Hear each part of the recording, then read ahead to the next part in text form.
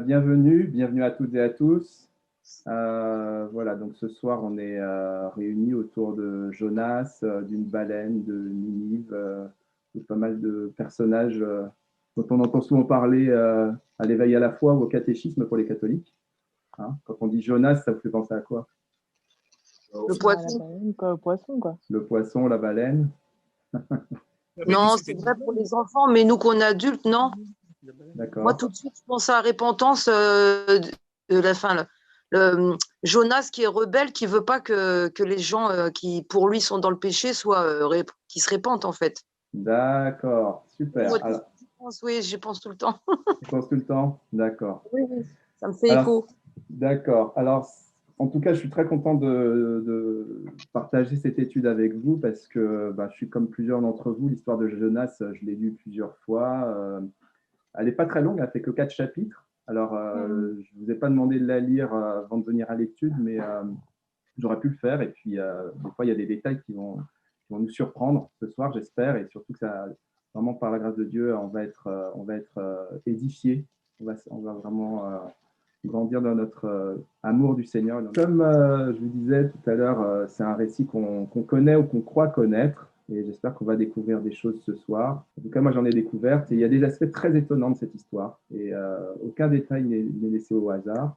Alors, avant d'aller plus loin, plutôt que de lire les 4 chapitres qui risquent d'être assez longs quand même ce soir, qui peut nous raconter l'histoire de Jonas, du livre de Jonas, en quelques mots? Moi, je veux bien. Oui, vas-y, on t'écoute. Là, tu parles à moi? À toi, vas-y. Oui, parce que j'entends pas très bien. Oui. C'est simple, c'est l'histoire d'un homme qui aime Dieu, qui craint Dieu, mais qui personnellement pour moi a un esprit personnel de voir l'homme. Et quand Dieu lui demande d'aller vers la ville de Ninive pour que les gens se répandent, pour lui ça paraît pas juste parce que ça doit être un peuple qui vit dans le péché, dans la violence. Lui se dit non, ils méritons pas la grâce de Dieu, donc il désobéit à Dieu. Et c'est là que Dieu, donc à travers cette épreuve, il va y avoir aussi sur l'eau, donc sur le bateau, après il y avoir dans la baleine. Et là, il va mûrir, il va crier à Dieu et donc il va faire ce que Dieu lui demande. Mais néanmoins, ce que je trouve extraordinaire dans cette histoire, c'est que quand il va se plaindre et qu'il va crier à Dieu, il va quand même dire une parole, tu vois, Dieu, je te l'avais dit. Parce que pour lui, ces gens ne méritaient pas. Ces gens, ce peuple de Ninive ne méritait pas la grâce, la compassion de Dieu. Et ça m'interpelle parce que ça me fait penser, des fois, peut-être quelques-uns d'entre nous, des fois, on peut dire, on peut penser, ces gens, après tout ce qu'ils font, mais comment Dieu, je suis pas d'accord, je veux dire, il mérite pas ta grâce. Et lui, il pensait comme ça. Hein. Il pensait comme ça, et puis, mais à travers sa désobéissance, il a apporté le salut à beaucoup, parce que sur le bateau, forcément, les gens ont eu peur, ils se sont tournés vers Dieu.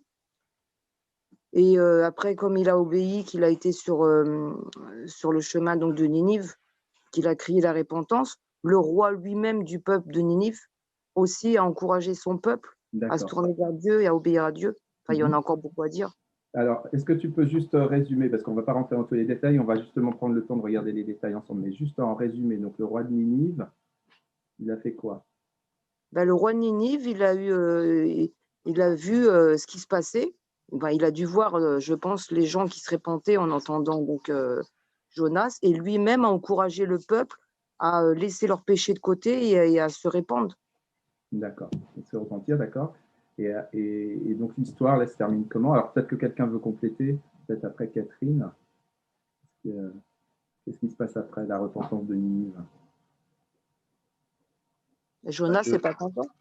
Ouais, Jonas n'est pas content. Oui, Patrick, tu voulais dire? Oui, en fait, Jonas, il se plaint, entre guillemets, il dit qu'il ne voulait pas le faire parce qu'il savait que le Seigneur était plein de compassion, donc il allait pas punir Ninive. Voilà, donc il sort de la ville, il va sous un ricin, un arbre en fait. Non, il va d'abord dans le désert et le Seigneur fait pousser un arbre et il se réfugie sous cet arbre. Et il est content parce qu'il a de l'ombre, etc. Il est frais. Et après, le Seigneur envoie un ver pour détruire l'arbre, manger l'arbre, et finalement, lui, il se retrouve au soleil en train de brûler, et après, il se plaint encore, voilà, il est fâché. Et le Seigneur lui fait une leçon, en fait, en disant, ouais, toi, tu te plains pour cet arbre dont tu n'as pas fait d'effort, tu n'as pas planté, tu t'en es pas occupé. Et tu voudrais que moi, je puisse pas avoir de la compassion pour mon peuple, les gens que j'ai créés, et parce qu'à Ninive, il y a même les animaux, je crois, Qui se sont repentis. Oui, ça c'est marrant. Ah ouais. Bah écoutez, vous êtes très bon. Hein. Bon, franchement, moi je pense que l'étude elle est finie. Hein. Bonne soirée. À bientôt. Non, non, vous êtes très très bon. Vous avez quasiment tout dit. En tout cas, l'histoire elle est parfaite. Je vais peut-être juste la redire, mais c'est exactement ce que vous avez dit. Mais je vais la redire en insistant peut-être sur deux, trois choses qu'on va voir justement pendant la soirée. En fait, effectivement, Dieu demande à son prophète d'aller à Ninive pour ordonner à Ninive de se repentir, parce que selon les mots de Dieu, sa méchanceté est montée jusqu'à Dieu. Et ce qui se passe, c'est que Jonas refuse d'y aller. Il prend même le bateau pour aller dans la direction opposée. On y reviendra. Le bateau a failli faire naufrage, en fait, parce qu'il est pris dans une tempête que Dieu a suscitée, mais que Dieu, au final, a calmée. On va voir comment. Parce que en fait, le prophète est jeté dans la mer, parce qu'il dit jetez-moi, c'est ça qui va calmer Dieu, et voilà, il est jeté dans la mer. La mer se calme, les marins remercient Dieu. Jonas est avalé à ce moment-là, quand il est jeté dans l'eau, par un grand poisson. Alors, il y en a qui disent baleine, poisson, bon, on va en parler. Il reste 3 jours dans le ventre de cet animal avant d'être recraché, d'être vomi, selon la parole de Dieu. Et à partir de ce moment-là, il a fait une prière, il se repent et il décide d'aller vers Ninive comme c'était prévu, comme Dieu lui a demandé, puisque Dieu lui demande une deuxième fois. Okay. Et à ce moment-là, on dit il va faire ce que Dieu lui a demandé, sauf qu'il fait, on va voir une déclaration très simple, c'est encore 40 jours et Ninive sera bouleversée. C'est tout, il n'y a rien de plus. Très important ça. Et à ce moment-là, le roi décrète un jeûne et prière. De mémoire, même, c'est le peuple qui avait commencé à prendre conscience, et c'est le roi qui a confirmé qu'il fallait qu'il y ait un jeûne et prière et une repentance dans toute la ville. Tout le monde demande pardon, comme disait Patrick, même les animaux. C'est assez drôle. Et donc, Dieu renonce à les punir. Et c'est effectivement à ce moment-là que Dieu, que pour Jonas, c'en est trop, et il se fâche envers Dieu. Il dit, ben voilà, je savais que tu étais trop bon, je savais que tu étais trop miséricordieux, c'est exactement ce que vous avez dit tout à l'heure.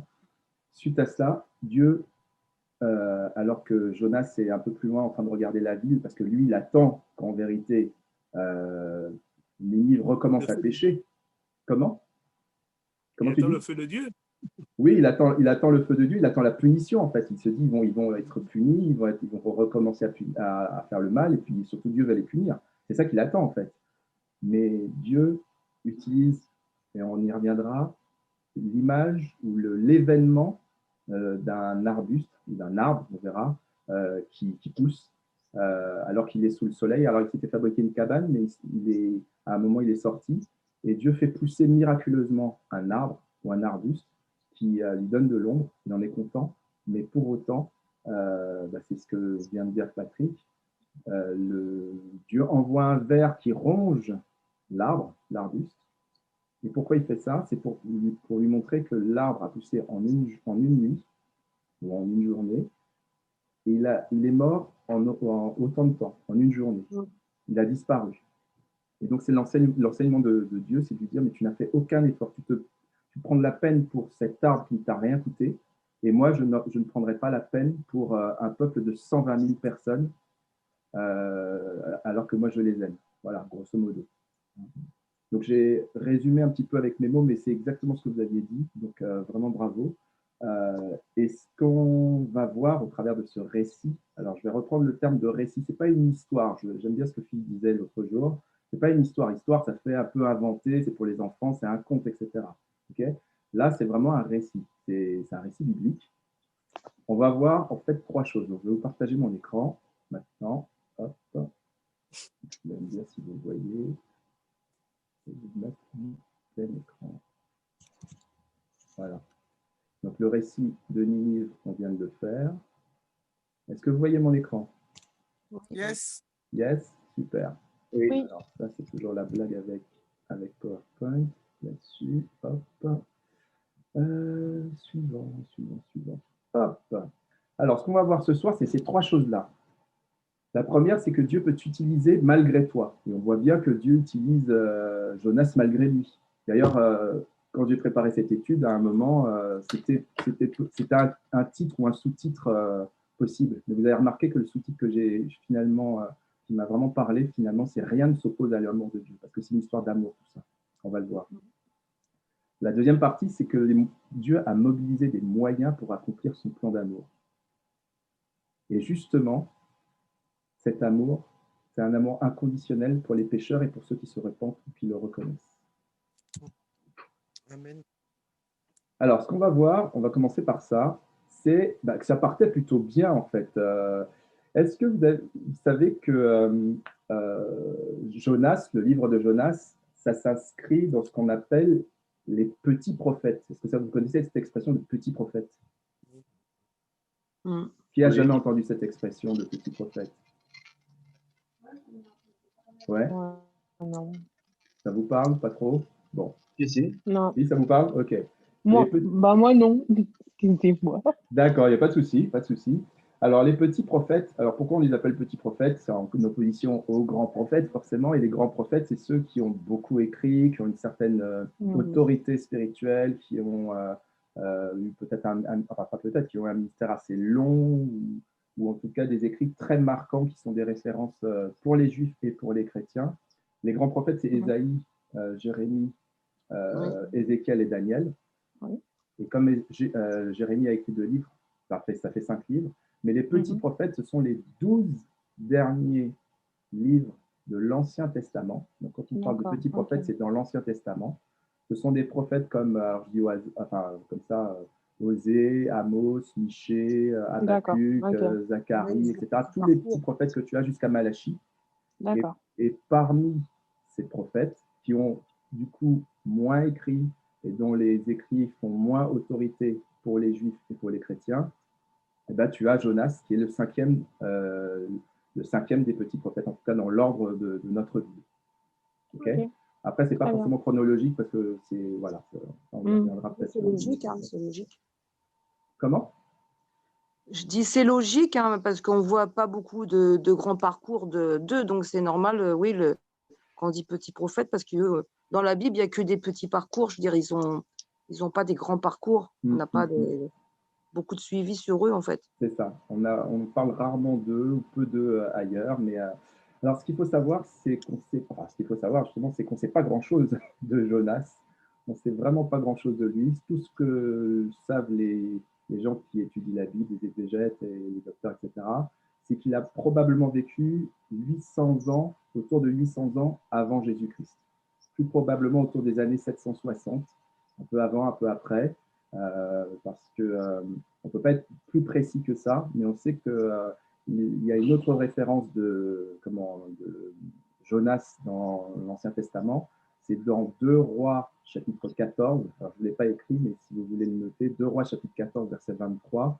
Il est parlé de Jonas, et c'est exactement le même Jonas, on en est sûr, puisque c'est un prophète, il s'appelle Jonas, et il est, comme c'est indiqué dans Jonas 1, au verset 1, il est fils d'Amitai. D'accord? On va revenir sur Amitai rapidement tout à l'heure. Jonas, en fait, pourquoi on dit que moi, je dis que ça partait plutôt bien. La pensée qui m'est venue, c'est de m'arrêter sur le sens de son nom. Son nom, son prénom, Yana ou Yona en hébreu, ça veut dire la colombe. Yona, c'est la colombe. En arabe, on dit You. Pourquoi je dis ça? Parce qu'en fait, les juifs, les musulmans et les chrétiens reconnaissent Jonas comme un prophète. Il faut savoir que voilà, c'est un prophète qui est reconnu dans les 3 religions qui sont tirées d'Abraham. Et donc, son nom, son prénom veut dire colombe. Colombe. Ok? En hébreu, Yona veut dire colombe. Yana. Et ce qui est intéressant, c'est de se dire, mais colombe, il y a des colombes dans la parole de Dieu quand même. C'est intéressant. Quelle colombe vous connaissez dans la parole de Dieu? Celle du Seigneur. J'ai entendu quelque chose? Celle du Le Seigneur. Saint-Esprit. Seigneur. Le Saint-Esprit. Alors, tu peux préciser le Saint-Esprit, c'est-à-dire? Oui, le Saint-Esprit. C'est-à-dire quand, si je me souviens bien, si je ne dis pas de bêtises, quand Jésus se baptisait, le Saint-Esprit est descendu sur lui sur la forme d'une colombe. Exactement, tout à fait. Il y a ça comme épisode. Et aussi, dans l'Ancien Testament, quand est-ce qu'on parle de colombe? Il y a Noé. Merci, il y a Noé, effectivement. Tu peux préciser? Quand Noé il est à bord de son arche avec tous les animaux qu'il doit emporter, et il y a une colombe qui vient du Seigneur, du coup, qui apporte une branche de laurier dans sa bouche pour dire à Noé que le voyage va bien se passer. Enfin, je sais plus ce que c'est exactement, mais je sais que c'est à ce moment-là, en tout cas. C'est presque ça. C'est effectivement lié à Noé, mais c'est presque ça. Il y a quelqu'un qui voulait préciser, puis on avance.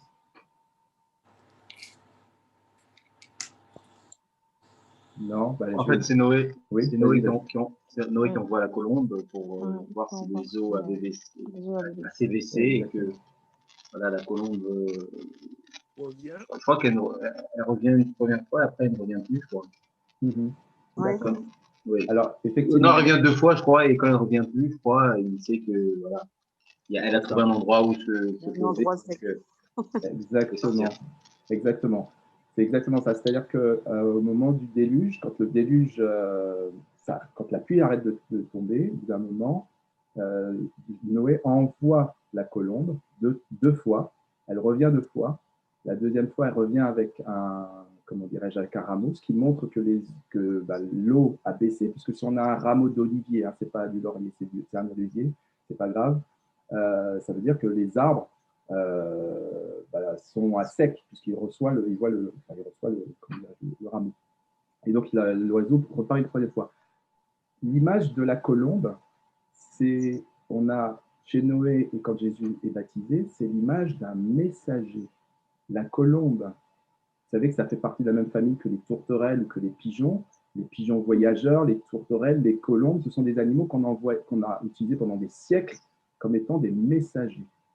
Okay, on les dresse pour ça, et ça se fait encore. Okay, donc ça veut dire que le nom, je reviens à ça, le nom de Jonas veut dire quelque part qu'il est messager. Il est la colombe, donc il est le messager. Donc ça veut dire que ça partait plutôt bien pour lui. C'est plutôt quelqu'un qui, a priori, il était destiné à être le messager de Dieu. En plus, il est prophète. D'accord?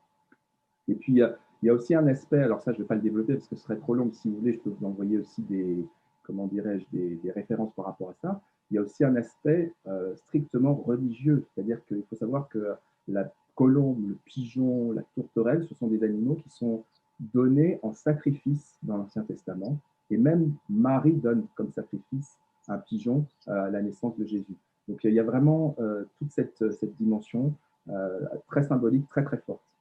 Alors, je l'ai dit tout à l'heure, Jonas, on le trouve dans les 3 religions du livre, comme on les appelle, les religions qui sont tirées d'Abraham, les juifs, les chrétiens et les musulmans. Et son père aussi, il s'appelle Amitai. Amitai, ça veut dire fidélité de l'Éternel, homme vrai, véridique.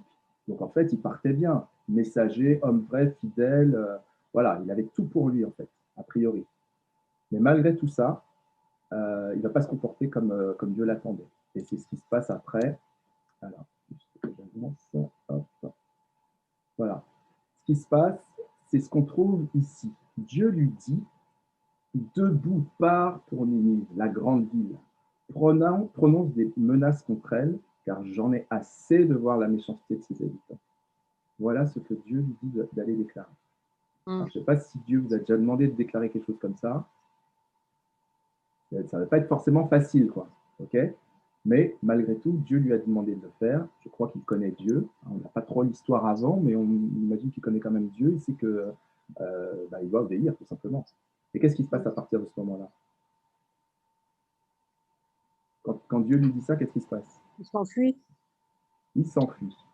s'en va, mais il va dans la mauvaise direction.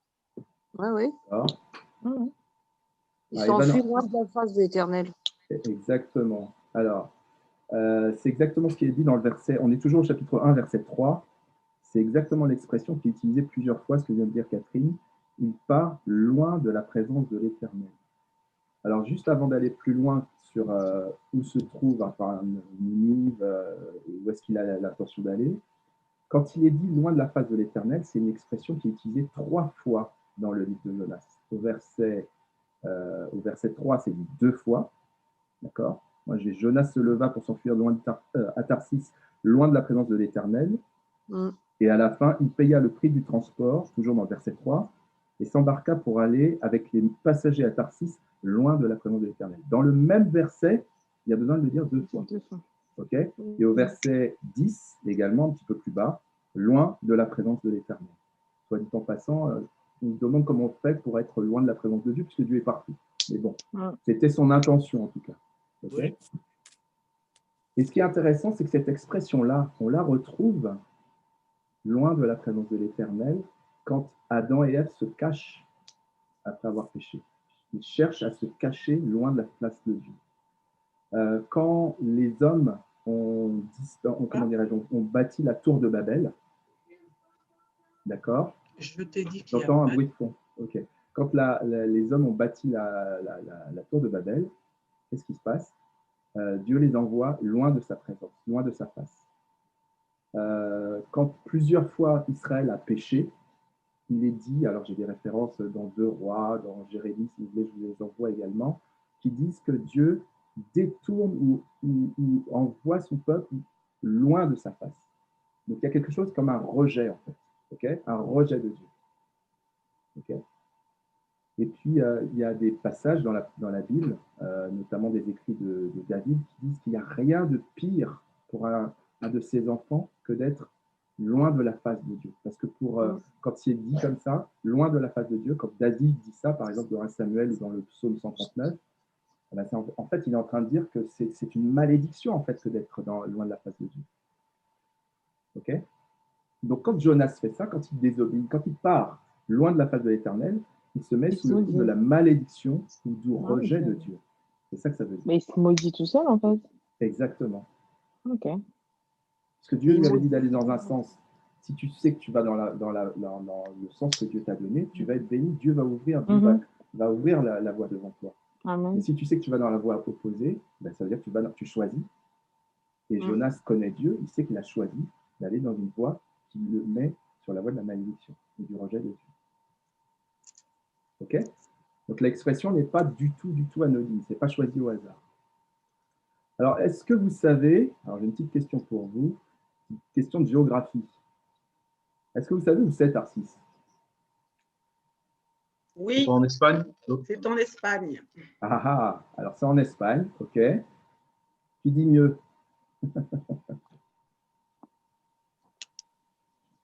Qui dit mieux? L'Espagne, c'est pas mal l'Espagne. Est-ce qu'on peut dire mieux? Est-ce qu'on peut dire mieux que l'Espagne? Je ne sais pas, non, je ne sais pas. Mieux? Bon, on peut dire mieux, sinon tu peux dire mieux. Oui, mieux. En Espagne. Espagne, bon, il y a Pontoise aussi, mais bon, c'est pas pareil. Alors, effectivement, il y a plusieurs théories, il y a plusieurs approches, je vais vous expliquer. Alors là, je vous ai mis une carte, j'espère que vous voyez bien mon écran. Vous voyez toujours bien là, c'est bon? Ok. Est-ce que vous voyez ma souris tourner? Oui. Super. Alors, je suis désolé, ce n'est pas ultra net, je me rends compte à l'instant. Dieu demande, alors, comment il s'appelle? Jonas habite en Palestine, enfin en Israël, pardon, qui est ici. D'accord? Grosso modo, à l'époque, alors ça c'est une carte, vous voyez, de l'époque où Jonas a vécu. Je parlais du 8e siècle avant Jésus-Christ, c'est dans ces eaux-là, dans le bleu, là. D'accord? Il habite à peu près ici, dans cette zone-là. Dieu lui dit d'aller à Ninive, qui est ici. OK? Et en fait, il y a plusieurs théories. Alors, la localisation de Tarsis est incertaine. Oui, il y a des théories qui disent que c'est au sud-est de l'Espagne. Alors, je vais essayer de vous montrer une carte un peu plus grande tout à l'heure. Mais je ne sais pas si vous reconnaissez. Là, c'est quoi, là, comme pays là? La La Turquie, Turquie. La Turquie, ça c'est quoi? la Grèce, Super, merci. Ça, on a un bout de quoi là? l'Égypte. Ça, c'est l'Égypte. Là, tu peux laisser répondre les autres, s'il te plaît? Pardon. Au revoir. Non, tu peux rester. Je Mais... connais ta géographie, contrairement aux autres. Voilà. C'est juste ça. Et là, le sud, là, tout ça, toute cette grosse péninsule là, à votre avis, c'est quoi? Et L'Arabie Saoudite. Exactement, l'Arabie Saoudite. Et ici, c'est Ninive.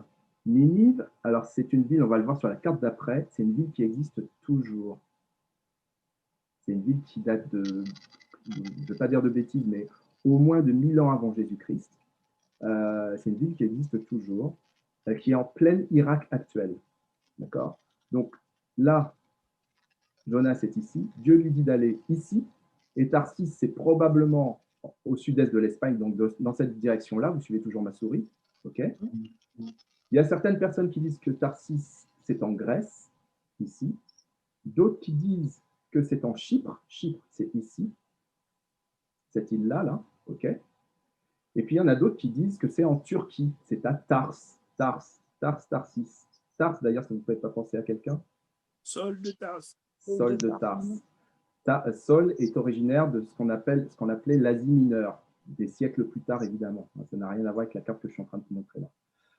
Et il y a d'autres personnes qui disent, et texte à l'appui, dans un texte d'Ézéchiel en particulier, que Tars ce serait en Tunisie. Donc la Tunisie, grosso modo, si je suis l'Afrique, les côtes de l'Afrique, grosso modo, c'est à peu près quelque part ici. Okay? Donc il est là, Dieu lui dit d'aller là, et lui il choisit d'aller là, ou mince, j'ai fait des bêtises, voilà. Il choisit d'aller tout à l'opposé de là où Dieu lui a dit d'aller. Ok? C'est ça qu'il faut retenir. Et juste pour être plus précis encore, c'est pas très grave de savoir où est Tarsis, parce que il y a une expression qui est souvent utilisée dans la Bible, dans votre Bible, et dans certaines traductions de la Bible en tout cas, c'est l'expression navire de Tarsis. Un navire de Tarsis, c'est un navire qui à l'époque allait très loin. C'est un navire qui faisait des très très longues distances. C'est un peu comme si on disait, tiens, un avion long courrier qui va, je sais pas, à Hawaï ou en Australie, quoi. Okay? C'était le bout du monde pour eux, en fait, à l'époque. Donc, quand on dit un navire de Tarsis, si quelqu'un prend un navire de Tarsis, c'est qu'il a l'intention d'aller très très loin et de prendre la mer et d'aller vraiment très loin. C'est ça que ça veut dire. Ok? En gros, c'est comme si on dit il va à Tataouine ou à Pétaouchnok. Je ne sais pas si vous connaissez ces expressions-là. Oui, tout à fait. Il va à Tataouine ou à Pétaouchnok. Voilà. Là, je connais. Voilà, là tu connais, ça te parle. Oui. Voilà, maintenant tu diras à Tarsis. Ok. Alors, juste la carte d'après, je vais aller plus vite là-dessus. C'est la carte du monde actuel. Donc je vous disais, alors désolé, c'est encore très petit. Ninive, c'est au niveau de Mossoul, une ville au nord de l'Irak qui s'appelle Mossoul, qui est malheureusement connue parce qu'il y avait la guerre en Irak. On a pas mal parlé de Mossoul, Bagdad, etc. Ce serait ici aujourd'hui.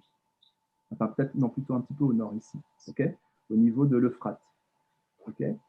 Vous voyez, Israël est ici. Donc là où Jonas était, c'était grosso modo quelque part ici. Il a dû prendre son bateau à Jaffa, ici. D'accord. Dieu lui dit d'aller là et il a choisi d'aller ailleurs, comme je vous disais tout à l'heure. OK? Alors, ce n'est pas pour de la géographie que je m'arrête là-dessus, c'est simplement pour souligner qu'en fait, il a manifesté vraiment de la mauvaise volonté, Jonas. Il savait très bien qu'il faisait mal, en fait, quand il a désobéi. Alors, attendez, je crois que j'étais un petit peu trop vite sur quelque chose.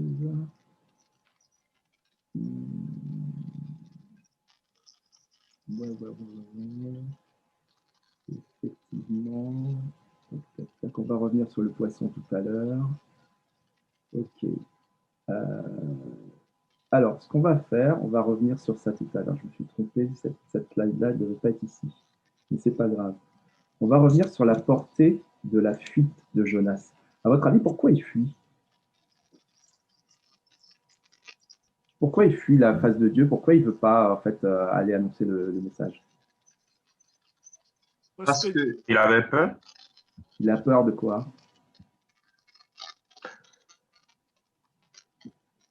Que les gens ne le croient pas déjà, je pense. Ouais. Et en plus, ouais. il croyait que, voilà, il pensait que voilà, c'était quelque chose d'énorme qui dépassait, en fait, qui lui dépassait, quoi, qui n'avait pas, en fait, toute cette capacité de réaliser ce que Dieu lui demandait. Par Ok. jugement, Ok. D'autres raisons, à votre avis? le jugement. Ouais. Le jugement de Georges, quoi? En fait, moi je pense, je sais pas, je vois un peu le personnage un peu comme ça, d'un caractère de. Peut-être que lui, il y avait un certain degré de péché et pour lui, les gens, parce que ça parle quand même d'une ville qui pratique la violence. Et pour lui, c'était inadmissible que des gens comme ça puissent se répandre et puissent avoir la grâce de Dieu. Ouais, Je pense intéressant. plutôt dans ce sens-là pour lui, parce qu'on dit toujours maintenant, des fois, il y a des personnes qui ont tort de dire il y a un nombre de péchés, alors que aux yeux de Dieu, on vole un bœuf ou un œuf, c'est pareil. C'est une façon de parler. Mais D'accord. lui, dans son esprit, peut-être qu'il voyait les choses comme ça, il jugeait et il se disait non, c'est des gens méchants, ils ont pas le droit à, à la compassion et au pardon de Dieu. Pour lui, D'accord. c'était inadmissible. Peut-être que pour lui, c'était peut-être une personne qui pensait comme ça, c'était quelque chose qui était au-dessus de lui et inadmissible. D'accord. Alors, vous avez dit deux choses. Il y a peut-être d'autres choses à dire, hein. Je vais juste m'arrêter sur ce que les deux Catherine vous avez dit, du coup. Pardon, c'est pas Catherine, c'est Joël, c'est pardon, Joël. excuse-moi. Ah, Joël, c'est Joël. pardon, excuse-moi. Excuse-moi, Joël. Pas de souci. Est-ce qu'il avait peur? Est-ce qu'il doutait? Je ne sais pas. Je Moi non plus, ne je suis pense pas pas. certain de ça. Moi non En plus. fait, Par c'est- contre, qu'il ait conscience que les habitants de Ninive sont pécheurs, que ce sont des gens méchants, des gens mauvais, etc., qui, à ses yeux, ne méritent pas la grâce de Dieu, ça m'a l'air plus probable. en Mais fait dans le contexte, Ninive était la capitale des Assyriens et qui étaient des exactement, ennemis. exactement. Donc voilà, lui, il n'avait pas vraiment envie d'aller voir ses ennemis et leur dire que faut vous repentir, Ouais. sinon le Et c'était Seigneur pas le peuple de Dieu quand même. va vous punir. Ouais, voilà. Mhm. Comment tu dis, Jean-Yves? C'était pas le peuple de Dieu. N'oublions pas que Jonas fait partie d'un peuple qui est le peuple d'Israël. Le prophète d'Israël, Bien sûr. même si c'est Dieu qui le demande, pour lui, c'est une aberration de prêcher la repentance à des gens qui ne font pas partie du peuple d'Israël. Exactement, tout à fait, tout à fait. C'est une aberration de le faire, et on est en plein Ancien Testament, c'est-à-dire que dans la conception, et c'est très juste ce que tu dis, Jean-Yves, dans la conception d'un juif à l'époque et d'un prophète, d'un serviteur de Dieu, euh, Dieu leur appartient en gros quelque part. Dieu est pour eux et c'est tout. Et les païens, ou ceux qui estiment être des païens, voilà, sont tous impurs, sont tous des pécheurs et ils ne méritent rien de Dieu en fait. Les seuls qui méritent la grâce, c'est le peuple d'Israël. Point. Israël et Juda. Voilà, c'est tout. Et donc, il y a cette dimension-là. C'est vrai que c'est un. Alors, ce que tu disais, Patrick, c'est très juste. Je ne l'ai peut-être pas assez précisé, mais Ninive, c'est la capitale de la Syrie. Il faut savoir, alors, à l'époque, j'ai regardé, j'ai des écrits un peu contradictoires parce qu'au niveau historique, il faut faire attention. Il semblerait que il n'y avait pas encore de guerre entre Israël et la Syrie à l'époque, parce qu'après, vous savez qu'il y avait des histoires de déportation, il y a eu des histoires d'exil, etc., et avec les Babyloniens, et aussi des combats entre Israël et la Syrie. Mais la Syrie avait déjà pris la domination sur la plupart des pays qui entourent Israël à l'époque. Et je vais y revenir tout à l'heure sur la Syrie. On va s'arrêter 2 minutes sur ce que sont les Assyriens, mais c'est un peuple qui était très, très, très, très cruel. Voilà. Il faisait des choses qui étaient vraiment abominables.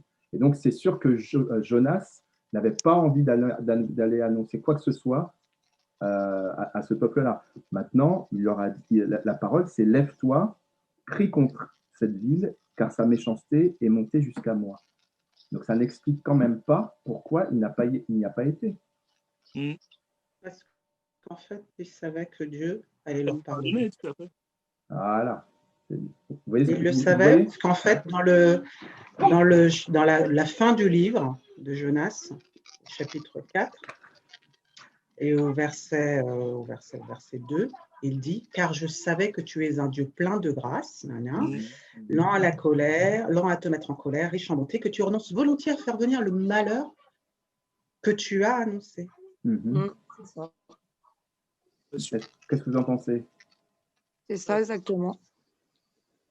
Vous êtes d'accord avec ça? Oui. Ouais. Et, pour rejoindre ce qu'a dit Nadège, c'est vrai. Et en plus de ça, moi, ce qui m'a vraiment interpellée, c'est vous savez, comme il prie, quand ça commence au chapitre 2, Ouais, dans le quand ventre il du donne ses poisson. prières et ses remerciements, et si vous lisez bien, il a quand même le culot, en fait, de dire, parce qu'il rend grâce à Dieu, qu'il a sorti des roseaux, etc., parce qu'il était dans le ventre du poisson. Mais néanmoins, il va dire quand même, parce qu'il dit quand même, ceux qui s'attachent à de vaines idoles éloignent d'eux la miséricorde. Et après, il met, pour moi, je t'offrirai des sacrifices avec des actions de grâce. Même en remerciant Dieu, en criant vers Dieu, il a quand même le culot de dire à Dieu, éloigne d'eux la miséricorde. Ouais. Même là encore, Ouais. avant de... Ouais. Vous voyez l'impact C'est vrai. quand même de sa pensée. Il ne voulait absolument pas que ces gens reçoivent le pardon. Exactement. Il a un cœur très dur, Jonas. Hein. C'est ce qui fait que ça fait partie des prophètes qui ne sont pas très, très sympas, en fait. Hein. Ils ne sont pas très sympathiques, en fait. Hein. Voilà. Mais ce que vous venez de dire toutes les deux est très juste. Et effectivement, la réponse à ma question, pourquoi il fuit, c'est parce qu'il sait que Dieu peut faire grâce. C'est qu'il sait que Dieu peut pardonner. Il sait que si il dit cette parole qui est dure, hein, qui est pas une condamnation, mais qui est quand même très dure, qui dit crie contre cette ville car sa méchanceté est montée contre moi, il sait que si Ninive demande pardon, se repent, Dieu lui fait grâce. Ça, il le sait. Okay, et comme il ne veut pas prendre, entre guillemets, le risque que Ninive ait la grâce de Dieu et soit béni parce que, comme disait Jean-Yves, c'est un peuple païen, etc. La grâce est pour Israël. Il n'y a pas de raison que la grâce profite à un autre peuple qu'Israël. Mais vous voyez le cœur de Dieu. Le cœur de Dieu, c'est une histoire d'amour, ce que je vous disais. Hein. Le cœur de Dieu, et c'est l'une des raisons pour lesquelles cette étude est faite ce soir. Je ne l'ai pas dit en intro, j'aurais dû le dire.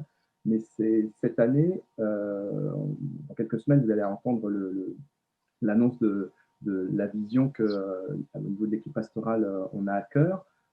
C'est orienté vers la mission, c'est orienté vers vraiment le témoignage, c'est orienté vers l'évangélisation, vers le fait qu'il y ait des conversions, qu'il y ait des vies qui soient transformées, des gens qui rencontrent Christ. Et dès l'Ancien Testament, attention, on est en train de se rendre compte dans un texte que Dieu, le cœur de Dieu, il n'est pas que pour Israël. Je ne sais pas si vous avez réalisé ça. Le cœur de Dieu n'est pas que pour Israël dans l'Ancien Testament. On aurait tendance à le croire, en fait, quand on lit l'Ancien Testament, mais ce n'est pas vrai. Et là, le livre de Jonas est là pour nous le dire. OK? Donc, en résumé, moi, je voudrais juste terminer sur un passage qui est dans Ésaïe. On va prendre Ésaïe 55. Voilà, on va tourner un petit peu les pages de notre Bible quand même. Ésaïe 55, si vous voulez, on va le prendre ensemble. Je vais noter la référence pour que vous l'ayez avec moi, au verset 10 et verset 11. Voilà, je l'ai affiché si vous avez besoin.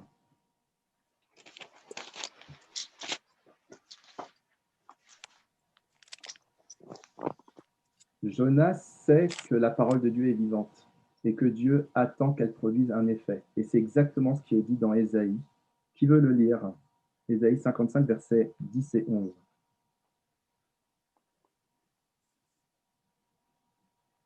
Je vais bien le lire. Vas-y, on t'écoute. Ok. La pluie et la neige tombent du ciel, mais n'y retournent pas sans avoir arrosé la terre, sans l'avoir rendue fertile, sans avoir fait germer les graines. Elle procure ainsi ce qu'il faut pour semer et ce qu'il faut pour se nourrir. Eh bien, il en est de même pour ma parole, pour ma promesse. Elle ne revient pas à moi sans avoir produit d'effet, sans avoir réalisé ce que je voulais, sans avoir atteint le but que je lui avais fixé. Amen. Super, merci beaucoup. Donc en fait, Jonas sait très bien que la parole de Dieu a un effet. et que Dieu attend qu'elle produise un effet. Ça, c'est une leçon très importante, très, très importante. Il est prophète, donc il est obligé de savoir que la parole de Dieu a un effet. Et en fait, en résumé, ça veut dire que, attends, juste, hop, voilà. Jonas ne veut pas que Dieu ait l'occasion de manifester son amour et sa bonté en pardonnant un peuple qui pourrait se repentir. Il ne veut pas ça, parce qu'il connaît son Dieu, malgré tout. OK? Alors, on l'a dit tout à l'heure, Ninive, c'est la capitale de la Syrie, et c'est un peuple très, très cruel. En fait, ils imposent des impôts au royaume qu'ils conquièrent, ils font des exécutions, des pendaisons, ils font des pyramides de têtes coupées, ils incendient. Enfin, voilà, ils sont extrêmement violents, très rapides, avec des chevaux qui vont très, très vite, etc. Et donc, Jonas connaît toute cette histoire-là, il connaît ce contexte-là, et voilà, il ne peut pas l'ignorer. Voilà, donc là, tout ça, effectivement, on l'a déjà dit, donc je passe effectivement. Hop, alors, on a vu donc que Dieu peut utiliser quelqu'un malgré lui, puisqu'en fait, au final, comme on l'a vu au tout début quand on a raconté le récit, le peuple de Ninive va se repentir. D'accord? Vous me suivez? Vous êtes toujours avec moi? Oui. Oui. OK? Donc, comment dirais-je? Dieu peut t'utiliser malgré toi, mais il va utiliser, on le voit beaucoup dans l'histoire de Jonas, il va utiliser des moyens, il va mobiliser des moyens pour accomplir son plan d'amour. En fait. Alors, l'un des premiers, c'est la fuite en mer. Alors, apparemment, Jonas, il a pris cette décision tout seul. Il s'est dit, moi, je ne veux pas obéir à Dieu, je fuis. C'est ça que ça donne comme impression. Effectivement, c'est ça, c'est ce que ça dit de manière évidente.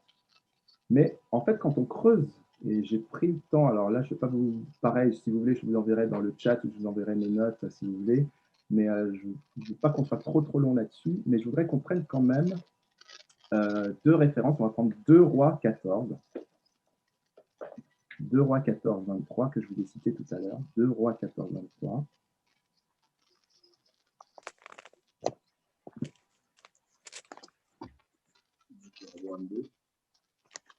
2 Rois 14, chapitre 14, verset 23. Alors, il faudra lire tout le contexte, évidemment. Là, on est sous Jéroboam II, roi d'Israël.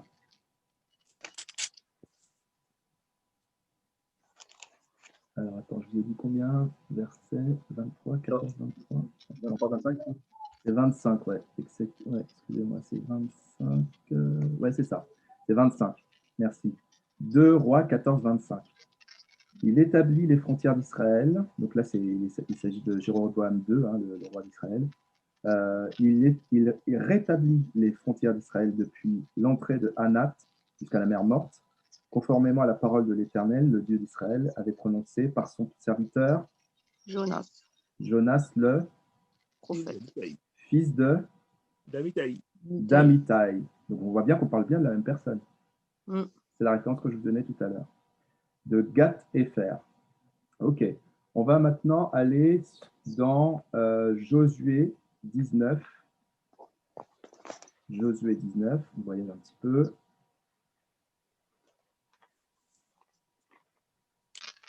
Et au verset, alors je vais vérifier mon verset cette fois-ci. Normalement, c'est bon. Ah, c'est parce que les bits ne sont pas découpés de la même façon, c'est pour ça. Ok, j'ai compris. Alors, Josué 19. Alors, avant de vous donner le verset, ça veut dire qu'en fait, ça dépend des Bibles.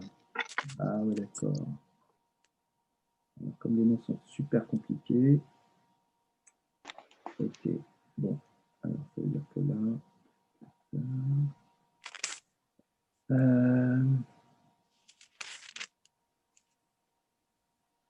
Ah bah voilà, c'est bon. Merci Seigneur.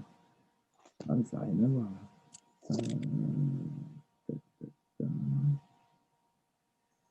Ok. Donc on a lu tout à l'heure, on a lu dans 2 Rois qu'il était de Gath-Hépher. Il est parlé de Gath-Hépher aussi, ou Gita-Hépher, ça dépend comment c'est traduit. Dans Josué 19, verset 13. De là, elle passait à l'est par Gita Epher. Là, il est parlé du clan de Zabulon. En fait, Zabulon, alors je ne vais pas vous donner toutes les références parce que ce serait beaucoup trop long. Zabulon, c'est l'un des peuples qui est issu de Jacob. Okay, c'est l'un des 12 fils de Jacob. Et son nom veut dire habitation. Ça veut dire qu'en fait, il a comme héritage, quand on lit la bénédiction et ce que Dieu lui attribue dans Genèse 49, notamment, il a comme héritage les côtes d'Israël, les côtes. Donc les rivières, en fait. Donc, je vous disais tout à l'heure qu'il a pris, on a vu l'histoire de Genèse, il part en mer. Je pense que ce n'est pas un réflexe que quelqu'un aurait eu s'il habitait les terres, en fait. Donc, c'est quelqu'un qui habite le long des côtes, quelqu'un qui connaît les côtes, et donc il est de la tribu de Zabulon. Manifestement, Jonas est de la tribu de Zabulon. Donc, ça veut dire que même dans ses gènes, en fait, quelque part, le voyage, le fait de prendre la mer, c'est quelque chose qui est là, en fait, parce que Zabulon est un peuple côtier. Voilà, c'est ça que ça voulait dire. Autre chose, alors non, ça c'était dans l'autre sens. Il y a la tempête. Comme on l'a vu, Jonas veut partir loin de la face de Dieu, mais Dieu provoque une tempête. Jonas 1,4. Et donc, ça veut dire que Dieu est capable d'employer les grands moyens en fait, pour nous arrêter. C'est-à-dire que son plan doit être accompli. C'est-à-dire que Jonas a dit « je pars », Dieu lui lance une tempête. Dieu peut mobiliser des moyens pour que sa parole soit accomplie. On va s'arrêter maintenant sur le miracle du grand poisson. Et ça, c'est un point un peu différent. Alors, souvent, on dit le poisson, le grand poisson, et à partir de là, il y a des gens qui ont beaucoup de mal avec l'histoire de Jonas, parce que autant il y a pas mal de choses qui sont crédibles, qui sont plausibles, autant dire que quelqu'un est mangé, enfin avalé par un poisson et qu'il va rester 3 jours et qu'il va en ressortir vivant, là, il y a beaucoup de gens qui décrochent. Il faut avouer, je ne sais pas pour vous, je ne sais pas si vous n'avez pas de mal, enfin, il y a quelqu'un qui a du mal avec cette partie-là. Non. Non. Non. Bon. Ce ne serait pas surprenant que vous me disiez oui, hein. C'est pas manqué Non, de. c'est pas surprenant. On peut partir du principe que comme c'est dans la parole de Dieu, bien sûr, bah, c'est vrai. Oui, Évidemment, voilà. on peut dire que ça. On peut dire que ça, et je ne vais pas remettre en cause la parole de Dieu, évidemment. Mais c'est vrai que pour quelqu'un qui ne connaît pas Dieu, si on lui raconte l'histoire de Jonas, il va dire, mais vous me racontez une histoire, c'est n'importe quoi. Okay. Moi, je me suis posé quand même la question de savoir si c'était plausible, cette histoire, en fait. Et là, alors attends, je vais aller dans le bon sens de flèche. J'ai trouvé 2 histoires, et il y en a certainement d'autres, 2 histoires de personnes qui ont été happées, avalées par une baleine. Alors, je vais essayer de partager mon écran. Tu ne regardes pas Jérémy Monster des fois à la télé? Comment tu dis? Qu'est-ce que tu as dit? Tu ne regardes pas le reportage avec Jérémy sur les poissons qu'il y a dans le monde entier des fois, non? Non, ça ne me dit rien, je ne connais pas. Bah, c'est une émission justement où on voit des poissons qui avalent des hommes. Hein. C'est vrai? Ouais, je te promets, c'est Jérémy Monster, c'est un spécialiste des poissons où il y a des fois des accidents ou des personnes qui disent qu'ils ont été avalés ou mordus. Lui, il se déplace, il enquête et il arrive à dénouer l'affaire et on voit des choses extraordinaires. Et ce n'est pas des fake news, en fait, c'est vrai, en fait. C'est des faits vrais, hein, des poissons qui avalent des hommes. Oui. D'accord. Ok. Est-ce que vous voyez mon écran? Oui. Alors ça, c'est arrivé l'année dernière en 2020, en novembre 2020, au large de la Californie, il y a 2 femmes kayakistes qui faisaient du kayak, hein, qui ont été retrouvées dans la gueule d'une baleine à bosse. Et ça a été filmé. Alors, j'ai vérifié, ce n'est pas des histoires, ce n'est pas des fakes, hein, c'est vraiment arrivé. Vous avez le nom des personnes à qui c'est arrivé, etc. Il y a même un petit film par rapport à ça, etc. Donc, je ne vous passe pas le film, mais voilà. Et moi, quand j'ai lu ça, je me suis dit, mais c'est pas possible. Quand on lit ça, on se dit, mais c'est super effrayant. Ça fait peur, quoi. On se dit, mais c'est pas possible de se faire avaler par un animal comme ça. Ça pèse grosso modo 15 tonnes, hein, une baleine, hein, pour la petite histoire. Okay. Alors, je pars du principe que le grand poisson est une baleine. On va y revenir là-dessus. Hein. Okay. Ça fait 15 tonnes quand même une baleine. Je ne sais pas combien vous pesez, mais vous ne faites pas 15 tonnes. Et moi non plus. Donc je pense que ça fait quand même, ça doit faire super peur. Voilà. Il y a une autre histoire aussi. Il y en a plein d'autres. Hein, je ne vous ai pas toutes mises, mais il y a un certain nombre d'autres histoires. Il y en a une qui est arrivée en Afrique du Sud aussi. Un plongeur qui était en plein milieu de la mer en 2019, en mars 2019, ça lui est arrivé. Il s'est retrouvé dans la gueule de la baleine et il en est ressorti vivant. Et évidemment, ces deux personnes enfin ces trois personnes en sont ressorties vivantes, merci Seigneur. Mais j'imagine qu'il y a des cas où ça ne se passe pas comme ça. Voilà. Donc c'est tout à fait plausible de se retrouver dans la gueule, en tout cas d'une baleine. Alors la question, c'est de savoir quel type de poisson ça peut être. À la limite, j'ai envie de dire, c'est vraiment pas le sujet, en fait, c'est pas très important. Par contre, ce qu'il faut savoir, évidemment, comme c'est la parole de Dieu, on le croit, on croit que c'est la vérité. Mais si c'est une baleine, il faut savoir une chose, c'est que on est en Israël, au 8e siècle avant Jésus-Christ. Selon les personnes qui ont étudié la question, il n'y a pas de baleine dans cette zone-là de Méditerranée. Ça n'existe pas. Il n'y a pas de baleine. Ça veut dire qu'en fait, c'est déjà en soi un miracle qu'une baleine soit arrivée là-bas. D'accord. Si c'est une baleine, encore une fois, dans certaines traductions, c'est écrit baleine, dans d'autres traductions, c'est écrit grand poisson. Je ne vois pas quel autre grand poisson ça peut être, mais peut-être qu'il y a d'autres grands poissons qui pourraient avaler un être humain. Mais en tout cas, si c'est une baleine, comme c'est un mammifère, ça veut dire qu'elle a le sang chaud. Et vous savez, vous avez remarqué, les baleines souvent sortent en surface pour expurger, enfin pour respirer déjà, et puis pour expulser des jets d'eau. Vous avez déjà vu ça? Oui. Ok. Donc ça veut dire que c'est un animal qui a besoin de sortir, prendre l'air pour se réchauffer, parce que sous la surface de la mer, il fait très froid. Alors imaginez qu'il est dans sa gueule Jonas, ça veut dire que Jonas, il risquait l'hypothermie s'il restait tout le temps sous l'eau, en fait. Oui. D'accord? Donc ça veut dire que Dieu avait même pensé à ça, c'est que c'est un moment, il fallait que l'animal remonte, se réchauffer et prendre l'air. Okay? Et du coup, ça a pu réchauffer aussi en même temps Jonas. Je suis très contente, Georges, que tu précises tout ça. Ouais, bah écoute, parce que justement, c'est ce que je comprenais comme toi, parce que malgré que Jonas désobéissait, Dieu a tout prévu pour prendre quand même soin de lui. Exactement. Il y a un animal aussi qui n'est pas dedans. Oui. Je pense la baleine n'a pas de dents tranchantes tout à fait. Et mange que des petits planctons. Exactement. Et un estomac spécial où Jonas aurait pu rester. Dieu a tout pourvu. Hein. Exactement, c'est très juste.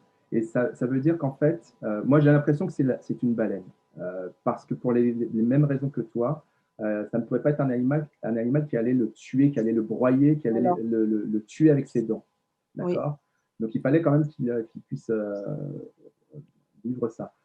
Deux autres détails très importants, et je vais terminer sur la baleine, c'est que, parce qu'en plus, par rapport à ce que tu viens de dire, Catherine, il fallait que Jonas aille accomplir sa mission. Oui. Et oui, il ne faut pas oublier ça, c'est que Dieu, le plan de Dieu, c'est que Jonas aille accomplir sa mission. Et il voulait que ce soit Jonas. Il aurait très bien pu dire aussi, mais à la limite, tu as accepté d'être jeté dans la mer, tu as été avalé par une bête, c'est fini, c'est pas grave, je prends quelqu'un d'autre. Mais Dieu, dans sa grâce, dans son amour, on y reviendra tout à l'heure par rapport à Jonas, il a voulu que Jonas, rappelez-vous, Jonas c'est la colombe, Jonas c'est le messager, qu'il aille au bout de sa mission.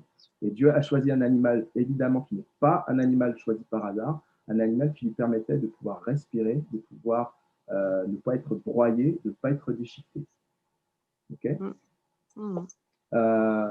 Il y a deux autres détails importants, c'est que le mot qui est utilisé dans votre Bible et dans ma Bible, quand on lit dans Jonas, alors au chapitre 2, du coup, Dieu fit venir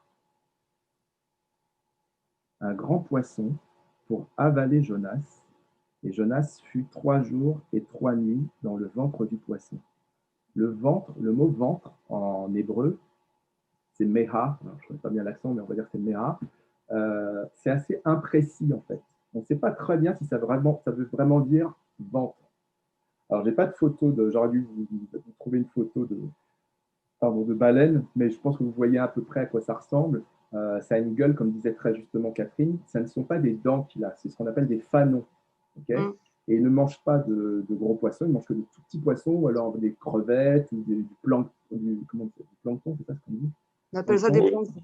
Voilà. Que des tout petits êtres. C'est étonnant parce que c'est énorme comme animal, mais ça ne mange que des tout petits animaux. Okay? Dieu l'a fait comme ça. Et en fait, le mot qui est en hébreu utilisé dans notre traduction, on a ventre, c'est pas très précis. Et en fait, ça ne veut pas forcément dire ventre au sens estomac. Ça peut aussi vouloir dire la gueule de l'animal. Et comme, alors c'est dommage que j'aurais dû vous trouver une photo, mais vous imaginez la gueule immense d'une baleine, ben, il y a la place pour qu'un homme tienne dedans. Okay, il y a la place pour qu'un homme tienne dedans. Peu importe la taille de Jonas, hein, même s'il était un géant, il aurait pu tenir dedans. Par contre, anatomiquement, et ça c'est le dernier détail, et ça pareil, j'ai un lien, je peux vous envoyer les sources, anatomiquement, parce qu'il y a plein de gens qui se sont posés la question du point de vue scientifique, du point de vue anatomique, une baleine ne peut pas avaler un être humain au sens où il va passer par son tube digestif et arriver dans son estomac. Il n'a pas la place pour ça. C'est un animal qui est énorme, mais il n'est pas fait comme ça. Okay, donc, moi, j'aurais tendance à dire que Jonas est resté dans la gueule de la bête pendant ces 3 jours et ces 3 nuits, comme la parole de Dieu le dit, que Dieu avait pourvu à ce que cet animal fasse des sorties pour aller respirer et pour aussi donner de l'air et de la chaleur à Jonas. Et Dieu a pourvu à toute chose. Voilà. Alors, je ne sais pas si ça vous fait réagir. Ouais. Une dernière chose aussi importante que j'ai pas dit. Peut-être que vous allez le dire. Oui, Raph? Non, j'écoute. Merci. La dernière chose très importante que j'ai pas dit. Patrick, tu es toujours avec nous? Ah oui, ok, d'accord, je voyais, parce que je n'ai pas l'écran pour tout le monde, d'accord, ok. La dernière chose très importante que je n'ai pas dite, mais j'imagine que vous aviez remarqué, Jonas 2, verset 1, nous dit que Jonas est resté, combien? 3 jours et 3 nuits. Ça vous fait penser à quelqu'un, j'imagine? Oui. Oui, à Jésus. On est d'accord, ça nous fait penser à Jésus. Donc en fait, ça veut dire que prophétiquement, Dieu avait envoyé un messager pour annoncer à un peuple le salut, bon, en tout cas pas le salut, mais en tout cas la repentance, d'accord, ou en tout cas quelque chose qui l'amenait à la repentance, en tout cas un message, et prophétiquement, c'est comme ce que Jésus a vécu 3 jours dans le tombeau avant de ressusciter. Je trouve que c'est extrêmement fort et Dieu ne fait vraiment pas les choses par hasard. Et d'ailleurs, on se rappelle, alors je n'ai pas la référence là, que Jésus cite Jonas d'ailleurs. À un moment, il dit je ne vous donnerai pas, je crois que c'était aux pharisiens, je ne vous donnerai pas un autre miracle que celui de Jonas. Voilà. Parce qu'il y a cette ressemblance, il y a quelque chose de très fort, il y a un symbole, il y a une annonce, il y a une prophétie en fait dans ce qui s'est passé pour Jonas. Ok? Moi, j'avais tout noté ça. Hein. Ouais, tu avais noté tout ça? Bon, tout ce que tu viens de dire, je l'avais noté. Regarde ma petite feuille, elle est là. Bon, bah, gloire à Dieu. Bah, la prochaine fois, c'est toi qui fais l'étude alors. Ah, c'est fort, c'est fort. Ah, le Seigneur est grand. Le Seigneur est très, très grand. Et un autre détail, là, on était sur le poisson, la baleine, appelez-le comme vous voulez. Le dernier détail, c'est dans Jonas 4, verset 6. C'est l'histoire. Alors, moi, j'ai dit du ricin parce que dans plusieurs de mes Bibles, c'est le ricin, mais il y a des gens qui ont un arbre, peu importe. Jonas 4, 6. L'Éternel, alors une fois que Jonas était sorti de la ville, à l'est de la ville, et qu'il attendait justement que le peuple soit puni, hein, comme on l'a dit tout à l'heure, il s'est fait une cabane, l'Éternel fit pousser une plante, ou un ricin, qui s'éleva au-dessus de Jonas pour donner de l'ombre à sa tête et le délivrer de son mal. Jonas éprouva une grande joie à cause de cette plante, mais le lendemain, à l'aurore, Dieu fit venir un ver qui la rongea et la plante sécha. On va déjà s'arrêter sur la plante.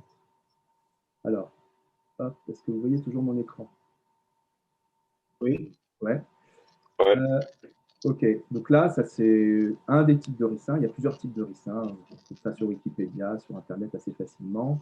Et puis là, ça c'est un arbuste, je le trouve assez joli, avec les plantes typiques du ricin qui sont souvent rouges. Ça c'est, voilà, on est dans le sud, on est en Méditerranée. Voilà. C'est une plante qui pousse beaucoup dans ces régions méditerranéennes, ces régions Moyen-Orient, d'Afrique, d'Arabie, etc. On en trouve aussi un peu dans le sud de la France, en Espagne, dont on parlait tout à l'heure, etc. Alors, juste pour dire 2 mots du ricin, parce que probablement c'est quand même un ricin, c'est un arbre qui mesure, selon les espèces, entre 1 mètre et 13 mètres.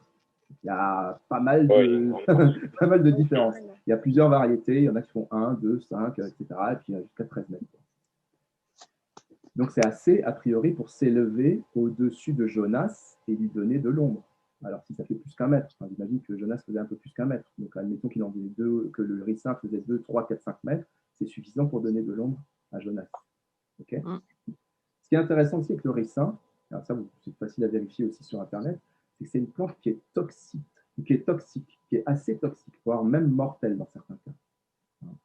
À cause d'une des substances qui la composent, qui s'appelle la ricine. Le ricin, la ricine. Ouais.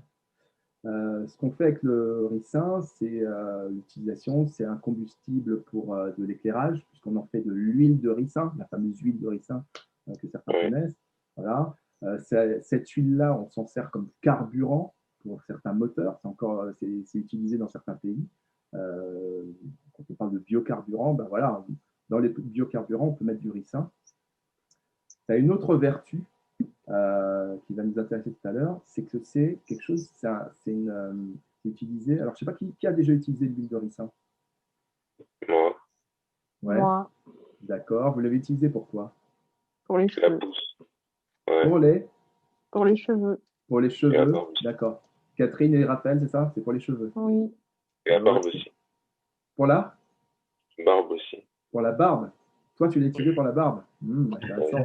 Je ne m'en étais pas rendu compte. Non, tu vas t'en rendre compte bientôt, t'inquiète pas. D'accord, ok. Donc, tu as changé depuis ce matin, d'accord. Okay. Ne sois pas pressé. D'accord. Oui, c'est vrai, parce qu'après, tu auras d'autres soucis, mais bon, c'est bien. Ok, alors ça peut s'utiliser pour les cheveux, admettons pour la barbe, ok. Est-ce que vous connaissez d'autres usages de ricin? Bah, tu l'as dit pour les mots.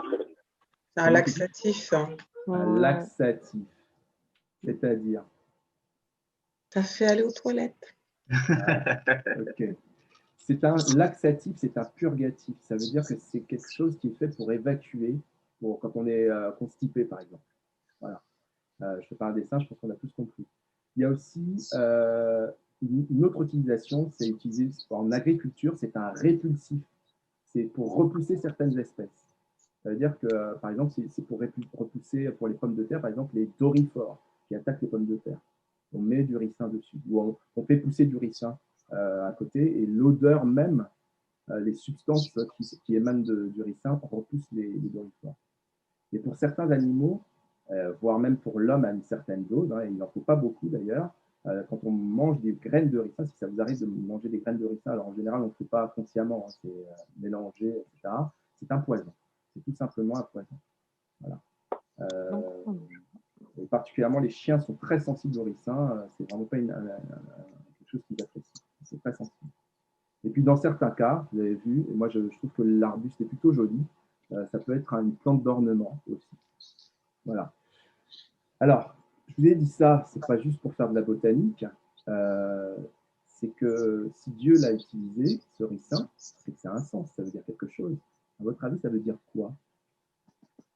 Pourquoi Dieu utilise la symbolique ou l'enseignement du ricin dans l'histoire de Jonas?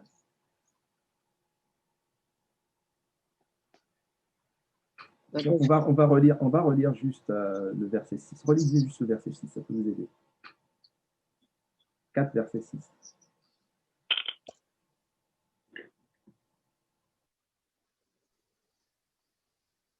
Ah, c'est pour. Ouais.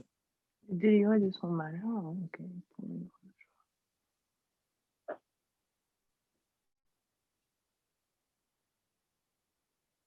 Pour lui ôter son irritation.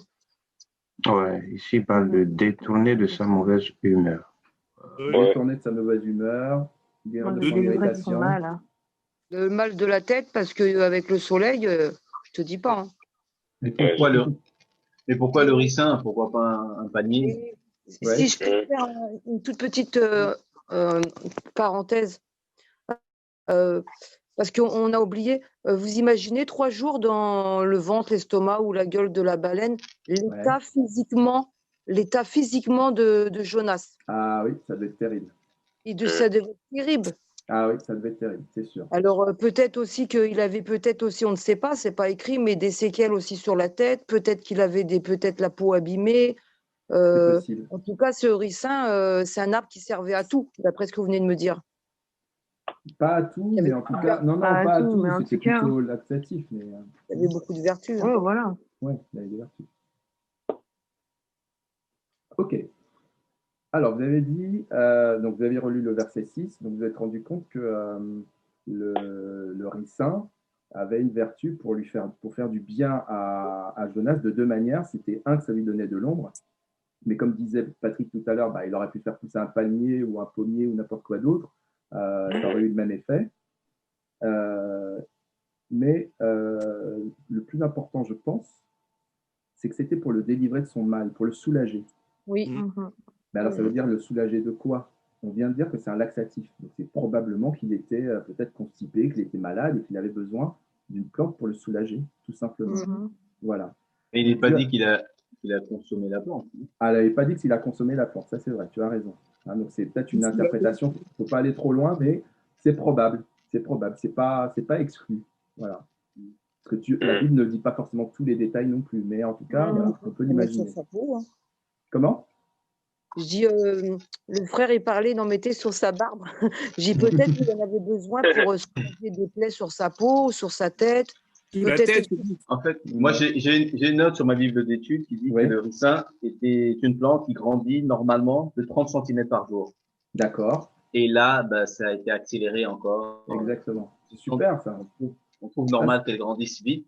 Ouais. Mais là, c'est avec l'intervention divine, ça grandit encore plus vite pour pouvoir lui donner de l'ombre en une nuit. Super, c'est intéressant ce que tu dis, ça je ne savais pas. 30 cm par jour, c'est énorme. Oui. C'est-à-dire qu'on la voit pousser la plante en fait. Ah oui. En fait, tu la regardes, si tu la regardes pendant, je sais pas, quelques minutes, tu la vois pousser en fait. Imagine la barbe de Raphaël. Ah voilà. Je pense qu'il va s'arrêter, il a compris là. Je crois qu'il a compris. Donc, non, c'est très intéressant ce que tu dis. 30 cm par jour, admettons, je dis n'importe quoi, Jonas, il mesure, je ne sais pas, 1m70, une taille moyenne. 1m70, ça veut dire que pour que l'arbre le dépasse, si on calcule, on part de 0, ça veut dire 4 fois, ça veut dire qu'il a été 4 fois plus vite que la normale en fait. 4 fois, non, 6 fois plus grand, 6 fois plus vite que la normale. S'il prend 30 cm par jour. Après, ça dépend peut-être des variétés. Enfin bon, peu importe. Dieu a accéléré sa croissance. Et c'est déjà un miracle en soi. OK? C'est déjà un miracle en soi. Alors, c'est vrai. Il y a peut-être d'autres raisons aussi qui font que Dieu a utilisé cet arbuste. Mais pourquoi toutes les traductions, en fait, n'emploient pas ricin? Des fois, c'est juste arbre. Ça, je sais pas. Est-ce que le mot, enfin, j'ai pas regardé, hein, c'est une question. Ouais. Alors, le mot. Ouais. Le mot utilisé hébreu, c'est quoi? Et le mot alors pourquoi c'est pas toujours ricin, c'est intéressant, mais le mot hébreu, justement, j'ai regardé. Alors, ça s'écrit, enfin, ça se dit ki kayom. Ça se trouve, peu importe, ki kayom. Peu importe comment ça s'écrit. Mais en fait, ki kayom, c'est vraiment le Pokémon. mot. C'est Pokémon. C'est vraiment le mot qui est utilisé, en tout cas, dans la Strong, quand tu regardes Jonas, chapitre 4, verset 6. On parle de Kilkayom. Et Kilkayom a une racine, comme en français, les mots ont des racines. Ce mot a une racine. Sa racine, c'est Kaya. Et Kaya, ça veut dire vomir. Donc, on en revient à la notion de laxatif, de purgatif dont on parlait tout à l'heure. Ok. Attends, j'ai pas compris. Finkem, ça vient d'où déjà? Kilkayom, c'est le mot hébreu qui est utilisé dans Jonas chapitre 4, verset 6, quand il est parlé de l'arbre que Dieu a fait pousser. Donc c'est Kilkayom. Vous regardez sur la Strong, sur Top Chrétien, vous allez vérifier, c'est facile à trouver. Donc vous rentrez Jonas 4, 6, vous allez voir le mot ricin, et à côté, il y a un petit chiffre. Vous cliquez dessus, vous allez trouver Kilkayom. Et Kilkayom, la racine de Kilkayom, c'est Kaya. Kaya, en hébreu, qui veut dire vomir. Ça veut dire vomir. Et donc, on fait bien le lien avec ce qu'on disait tout à l'heure. La purgation, ok. Purgatif, laxatif, etc. Mhm. Et ce qui est intéressant, c'est que là, il y a toujours cette notion d'être vomi. Mais il a été vomi par la baleine tout à l'heure. Il a été expulsé d'une certaine manière. Donc, en fait, c'est comme si Dieu voulait donner, Dieu a permis qu'il soit vomi, donc sauvé quelque part de la mort si la baleine l'avait avalé. Enfin, il n'aurait pas pu l'avaler, mais il aurait pu peut-être lui faire du mal ou l'expulser, et puis il serait noyé, enfin peu importe. Okay, donc là, il a été expulsé une première fois, il a été vomi une première fois par la baleine, et là, il se retrouve face à une plante qui fait vomir, qui est laxative. Je trouve qu'il y a un clin d'œil, il y a quelque chose. Okay, voilà, je ne sais pas comment vous l'interprétez, mais je trouve ça intéressant. Alors, on pourrait dire d'autres choses sur le ricin, mais je vais avancer, parce que si vous avez des questions sur le ricin, je peux vous dire deux autres choses encore, mais on va avancer sur le verre, parce que je pense qu'il y en a qui en ont juste assez qu'on parle de ricin. On va passer à la suite. Le miracle du verre. Alors là, ça paraît plus simple.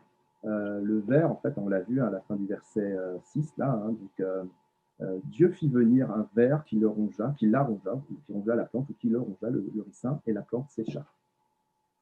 Donc, Dieu commande à l'animal de venir, il ronge la plante, il n'y a plus de plante, elle sèche, elle meurt. OK. Alors, ce qui est intéressant, c'est que vous avez remarqué, moi, dans une autre de mes Bibles, là, pas celle que j'ai ce soir, c'est écrit Dieu fit intervenir le ver. Mais c'est exactement le même mot quand il dit Dieu fit intervenir la baleine. D'accord. Dieu fait intervenir les éléments, les animaux, la nature pour accomplir son plan. Ok. Voilà. Ça, on l'a déjà dit. Hop. Alors, maintenant qu'on a vu ça, Dieu a mobilisé des moyens en fait, pour accomplir son plan d'amour. Et justement, cet amour, c'est un amour inconditionnel. Et on va revenir maintenant à Ninive. Inconditionnel. Mais avant de parler de Ninive, on va parler des marins. Les marins, chapitre 1, versets 5 à 16, on voit que ce sont des gens, alors apparemment, on ne sait pas grand-chose d'eux en fait, hein, on ne sait pas leur origine, etc. Mais il y a un passage qui dit, au verset 5, donc chapitre 1, verset 5, les marins, quand la tempête s'est déclenchée, ils ont eu peur, ils ont pris peur. Ils implorèrent chacun leur Dieu. Voilà, chacun leur Dieu. Donc en fait, ils sont déjà d'origine a priori différente. Et chacun leur Dieu. Moi, je trouve que le détail est super intéressant. Pourquoi Dieu précise chacun leur Dieu? C'est pour montrer justement que, comme on l'a dit tout à l'heure, le salut, parce qu'à la fin de cette histoire-là, le salut est pour tous les hommes. Amen. Puisque ces hommes-là sont à la fin, ils voient qu'ils ils démasquent Jonas. Jonas leur dit c'est à cause de moi qu'il y a cette tempête, mais jetez-moi dans la mer et vous verrez, ça va se calmer, etc. Et une fois qu'ils l'ont jeté dans la mer, au verset 8, alors c'est excellent parce que moi je trouve que c'est presque un film, c'est presque du théâtre, quoi. Verset 8, alors ils lui dirent, donc à Jonas, dis-nous ce qui attire ce malheur, quelle est ton occupation, d'où viens-tu, quel est ton pays, de quel peuple es-tu? Il leur répondit, je suis hébreu, je crains l'Éternel, le Dieu du ciel qui a fait les cieux et la terre. Ces hommes furent saisis d'une grande crainte et lui dirent, pourquoi as-tu fait cela? Et ils savaient qu'il avait fui la présence de l'Éternel parce qu'il leur avait dit.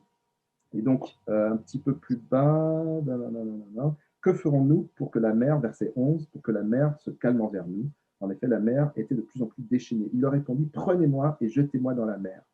Et un petit peu plus bas, verset 14, ils finissent par le faire, mais avant de le faire, ils disent, alors ils s'adressèrent à l'Éternel, donc ça se trouve, c'était la première fois qu'ils parlaient à l'Éternel Dieu, hein, puisqu'ils avaient d'autres dieux. Ils disent, Éternel, ne nous fais pas mourir à cause de la vie de cet homme et ne nous charge pas du sang innocent. En effet, toi, Éternel, tu fais ce que tu veux. C'est excellent. C'est des gens qui prient d'autres dieux et qui disent à l'Éternel, tu fais ce que tu veux. Mais ne nous charge pas du sang de cet homme. Puis ils prirent, verset 15, Jonas, le jetèrent dans la mer et la fureur de la mer s'apaisa. Et la bénédiction qui aboutit à ça, c'est verset 16, ces hommes furent saisis d'une grande crainte de l'Éternel. Donc ils se sont adressés à Dieu Ils font une prière à Dieu, ils ont la crainte de Dieu, et à la fin du verset, vous le lisez comme moi, ils offrirent un sacrifice à l'Éternel et firent des vœux. Mm. Donc Dieu avait un plan de salut, d'amour pour des gens qui le reconnaissent. On ne peut pas dire qu'ils se sont repentis, mais en tout cas, il y a une reconnaissance. Merci Ouais. Seigneur parce que tu nous as sauvés. On a jeté celui qu'il fallait jeter dans la mer et tu nous as sauvés. Il n'y a plus de tempête et on est sains et saufs. Ouais, mais tu n'as pas lu le verset 13 avant? Alors, j'ai oublié quelque chose? Dis-moi. Parce que le verset 13, avant de jeter Jonas, ils essaient quand même de se débrouiller par eux-mêmes. Ouais.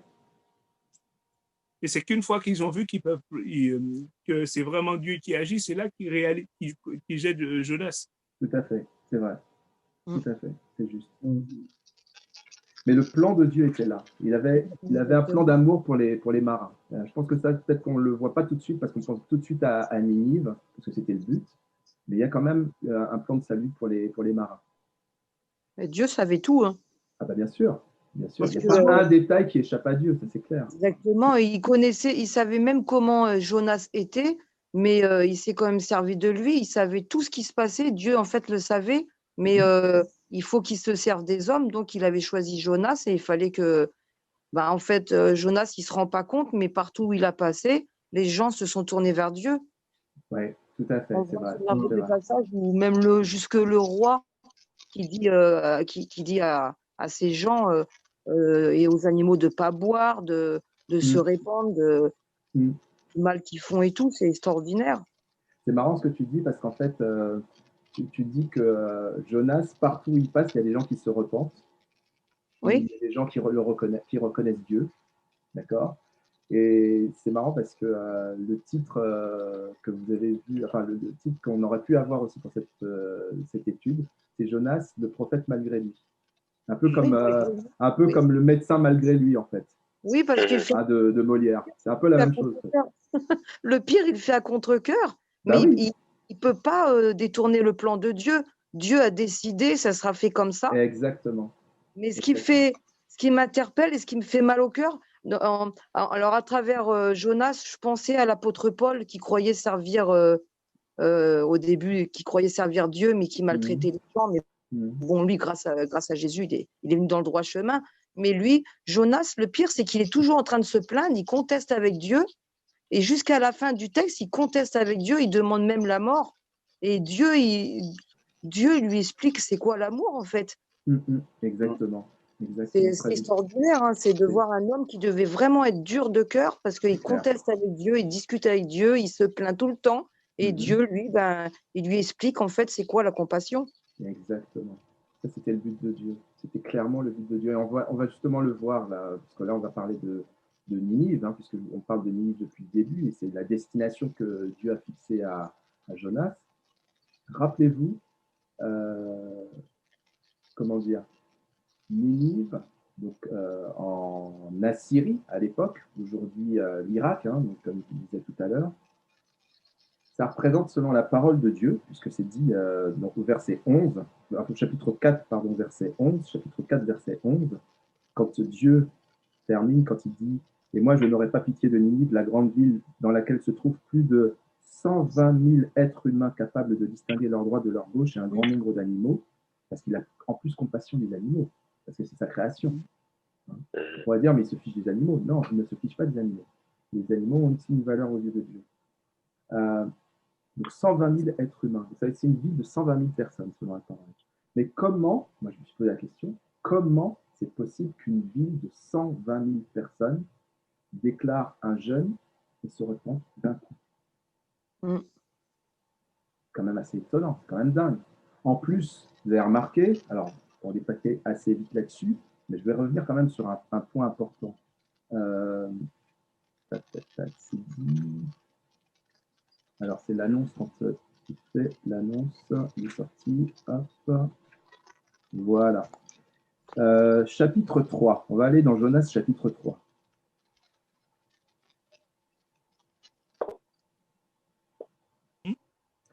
Chapitre 3, versets 1, 2 et 3. La parole de l'Éternel fut adressée à Jonas une deuxième fois. Donc là, c'est quand il sort de la baleine. Lève-toi, va à Ninive, la grande ville, et fais-y la proclamation que je t'ordonne. Ok. Jonas se leva et alla à Ninive, conformément à la parole de l'Éternel. Or, Ninive, précision importante, Ninive était une immense ville. Il fallait 3 jours de marche pour en faire le tour. 3 jours de marche pour en faire le tour. Ok. Jonas fit d'abord dans la ville une journée de marche. Il proclamait, dans 40 jours, Ninive sera détruite. Ok.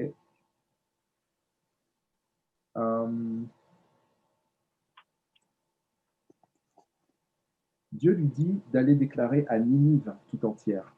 Et lui, au lieu de faire les 3 jours de marche, il n'en fait qu'une seule. D'accord. Et juste avec une seule journée de marche, toute la ville se repent. Ok. Parce qu'il est dit, verset 5, il n'y a pas dit qu'il y a une partie qui n'a pas cru. Il est dit, verset 5, les habitants de Ninive crurent à Dieu. Donc juste après la déclaration de Jonas, hein, les habitants de Ninive crurent à Dieu, ils proclamèrent un jeûne, s'habillèrent de sacs, depuis les plus grands jusqu'aux plus petits. Le roi de Ninive a pris la nouvelle. Donc le roi de Ninive, il a déclaré les choses après. C'est le peuple qui a été touché en premier et le roi a réagi en premier. Il se leva de son trône, retira son manteau, se couvrit d'un sac et s'assit sur la cendre. Et il fit faire dans Ninive cette proclamation, par ordre du roi et de ses grands, que les hommes et les bêtes, les bœufs et les brebis ne goûtent de rien, ne mangent pas et ne boivent pas d'eau, que les hommes et les bêtes soient couverts de sacs, qu'ils crient à Dieu avec force et qu'ils renoncent à leur mauvaise conduite et aux actes de violence dont leurs mains sont coupables. Qui sait si Dieu ne se ravisera pas et ne reviendra pas sur sa décision, s'il ne renoncera pas à son ardente colère, de sorte que nous ne mourrions pas. C'est quand même assez dingue. Je ne sais pas ce que vous en pensez. On est en pleine Assyrie. Vous imaginez, c'est un peuple qui prie je ne sais pas combien de dieux, mais en tout cas pas le Dieu, pas l'éternel Dieu, pas le même Dieu que Jonas. Ils entendent une phrase qui en hébreu, alors en français, peu importe comment on le traduit, mais en hébreu, j'ai vérifié, la déclaration. C'est quoi le téléphone? Je t'entends plus. Hop. Non, mais là, nous, on entendait ton téléphone. Excuse-moi, je t'ai coupé le micro. Voilà, je t'ai coupé ton micro, désolé. Donc, Jonas dit une phrase. Donc, quand il déclare dans 40 jours, Ninive sera détruite, quelle que soit la façon dont c'est traduit dans votre Bible, en français, en hébreu, le texte d'origine, vous savez combien ça fait? Ça fait 5 mots. 5 mots. Ça veut dire qu'en 5 mots, c'est pas 5 phrases, c'est pas 5, c'est 5 mots. Ça suffit à ce que la ville se repente tout entière, alors que Jonas, qui est de mauvaise volonté, on l'a vu tout à l'heure, il fait le service minimum. Il ne fait même pas le tour de toute la ville. Il fait 1 jour de marche, alors qu'il en faudrait 3 pour faire le tour de la ville. Juste en 1 jour de marche, avec 5 mots, toute la ville se convertit. Toute la ville, se repent. Jeune, s'humilier devant Dieu. Et le roi lui-même de la ville, il y avait des rois dans les villes à l'époque, la ville est immense, le roi de la ville lui-même proclame que tout, j'ai envie de dire presque tout être humain, enfin tout être vivant, on va pas dire les hommes et les animaux doivent s'humilier. Les hommes et les animaux doivent s'humilier. 5 mots, et il n'a même pas fait le job jusqu'au bout. Ça, c'est la puissance de Dieu. Mais quand on va... Moi, j'ai trouvé autre chose aussi très intéressant que je voudrais vous partager dans les notes de ma Bible. C'est quelque chose concernant la situation historique de Ninive. Alors, je vais vous le dire comme c'est écrit. La situation historique de Ninive pourrait expliquer l'accueil positif réservé par le roi et par son peuple au message de Jonas. La puissance assyrienne était à un point particulièrement bas durant le règne du roi Assur-Dan. Alors, Assur-Dan, c'est probablement le roi de Ninive de l'époque. La Syrie avait connu des revers militaires, des déconvenues diplomatiques, la famine et des insurrections intestines. De plus, à cette époque, une éclipse de soleil avait eu lieu la même année. Et ça pouvait, dans le contexte, dans le contexte, vous imaginez, dans le contexte du Moyen-Orient à l'époque, etc., ça a été considéré comme un présage terrible. Donc, selon la note que je suis en train de lire là, il n'y a rien de surprenant à ce que les Ninivites aient été particulièrement effrayés et disposés à prêter attention à l'arrivée soudaine d'un prophète étranger. C'est-à-dire, ils vivaient des temps difficiles, des défaites, des problèmes peut-être politiques, des problèmes économiques, la famine, comment dirais-je, une éclipse, etc. Donc c'était compliqué pour eux. Donc, il y a un prophète qui vient dans des temps compliqués comme ça, qui leur dit repentez-vous. Certainement que ça semble dire, c'est que Dieu avait préparé leur cœur à la repentance. Les cœurs étaient disposés, plus favorables. Parce que pour eux, c'était dur. C'est exactement ce que je me disais, en fait. J'étais en train de me faire la réflexion pendant que tu étais en train de lire. En fait, je me faisais la réflexion, en fait, on est en train de lire, en fait, le livre de Jonas. Et en fait, je me rends compte que la leçon, c'était pas pour c'était pas pour le peuple de Ninive, en fait, c'était pour Jonas lui-même. Aussi. En fait, j'ai ce sentiment-là, en fait, parce qu'au final, le peuple, avec ce que tu dis, avec du coup les informations que tu viens de donner, en fait, ce peuple était prêt. Il fallait pas grand-chose, en fait, pour qu'il se tourne vers le Seigneur, vers l'Éternel. Et en fait, malgré toute la mauvaise foi, malgré le fait que, comme on constate depuis tout à l'heure, en fait, Jonas a vraiment fait le service minimum. Il fallait pas grand-chose. Et en fait, je pense que toute la leçon, c'était pour Jonas, pour qu'il comprenne que, en fait, déjà, l'Éternel fait ce qu'il veut. Amen. Et en plus de ça, il faut que, en fait, que l'Éternel n'appartient pas à un seul peuple, en fait. Je pense que toute cette leçon, c'est vraiment, enfin, en tout cas, c'est comme ça que je le ressens dans mon cœur. C'est que, en fait, toute cette leçon, c'était pas en soi pour le peuple de Ninive parce que ils étaient prêts. Il fallait pas grand-chose. Mais Jonas avait encore des choses à apprendre et surtout, en fait, au final, l'obéissance, quoi. La Amen. véritable obéissance. Amen, amen. Merci beaucoup pour ce que tu dis, c'est très juste. Je ne sais pas si quelqu'un d'autre veut réagir à ce que Est-ce veut dire Catherine. que le peuple aussi de Ninive ne se souvient pas de Sodome et Gomorrhe? C'est-à-dire? Parce que Sodome et Gomorrhe, Dieu a détruit Sodome et Gomorrhe. Et à la prédication, quand ils entendent la prédication de Jonas, ils se disent, si jamais nous, on ne se repent pas, il risque de nous arriver peut-être la même chose. Peut-être, c'est possible. Hein. Je ne sais pas si on peut l'affirmer parce que je ne sais pas si les Assyriens connaissaient l'histoire de Sodome et Gomorrhe, mais peut-être, c'est possible. Même ils connaissaient l'histoire du peuple d'Israël ou la conquête de Canaan, ils connaissaient. Je ne sais pas. Comment dire? Ouais, je ne sais pas. Je sais pas. Ouais. C'est Jéricho, possible. toutes les villes. C'est possible, c'est très possible. Est-ce que quelqu'un d'autre veut réagir à ce que vient de dire Jean-Yves et Catherine? Moi, je trouve que c'est un encouragement, mais extraordinaire. Exactement. À l'évangélisation, au témoignage. On est en train de parler d'un peuple qui a subi difficultés économiques, la famine, une crise, ils sont plus respectés, défaites militaires. Il y a un signe qu'ils prennent comme un présage mauvais parce que c'est leur superstition, c'est leur croyance qui fait ça. Ils sont au fond du trou, ils sont dans les ténèbres. Il y a un gars qui arrive, Dieu, il a fait passer par X étapes. Il dit juste 5 mots, tout le monde se convertit. Et comme disait Catherine, leur cœur était prêt. Moi, je trouve que c'est un extraordinaire encouragement pour nous à témoigner, à évangéliser aujourd'hui, parce que les gens, ils sont dans les ténèbres. Parce que malheureusement, il y a beaucoup de gens qui connaissent des difficultés, etc., et qui n'ont pas de recours, qui ne savent pas que le recours, c'est Jésus-Christ. Ils ne le savent pas. C'est à nous de leur dire. C'est à nous de leur dire. Et Dieu, je termine juste, mais et Dieu, je pense qu'il est en train de nous parler à tous, et disons-le autour de nous, vraiment disons-le, partageons cette étude autour de nous, partageons ça, méditons, plaçons-nous devant le Seigneur, parce que le Seigneur est en train de nous dire que même le plus réticent, même celui qui est le plus mauvaise volonté, même celui qui ne se sent pas capable, même celui qui ne se croit pas ceci ou cela, Dieu veut l'utiliser, si Dieu veut t'utiliser pour que des gens soient sauvés, Dieu fera ce qu'il faut pour que ces gens soient sauvés. Et Dieu prépare les cœurs. Et c'est Dieu qui connaît les cœurs. Voilà, j'ai terminé. Catherine, je te laisse. J'étais juste en fait, on est en train de parler, puis on est en train de discuter, il y a vraiment une pensée très forte qui monte dans mon cœur.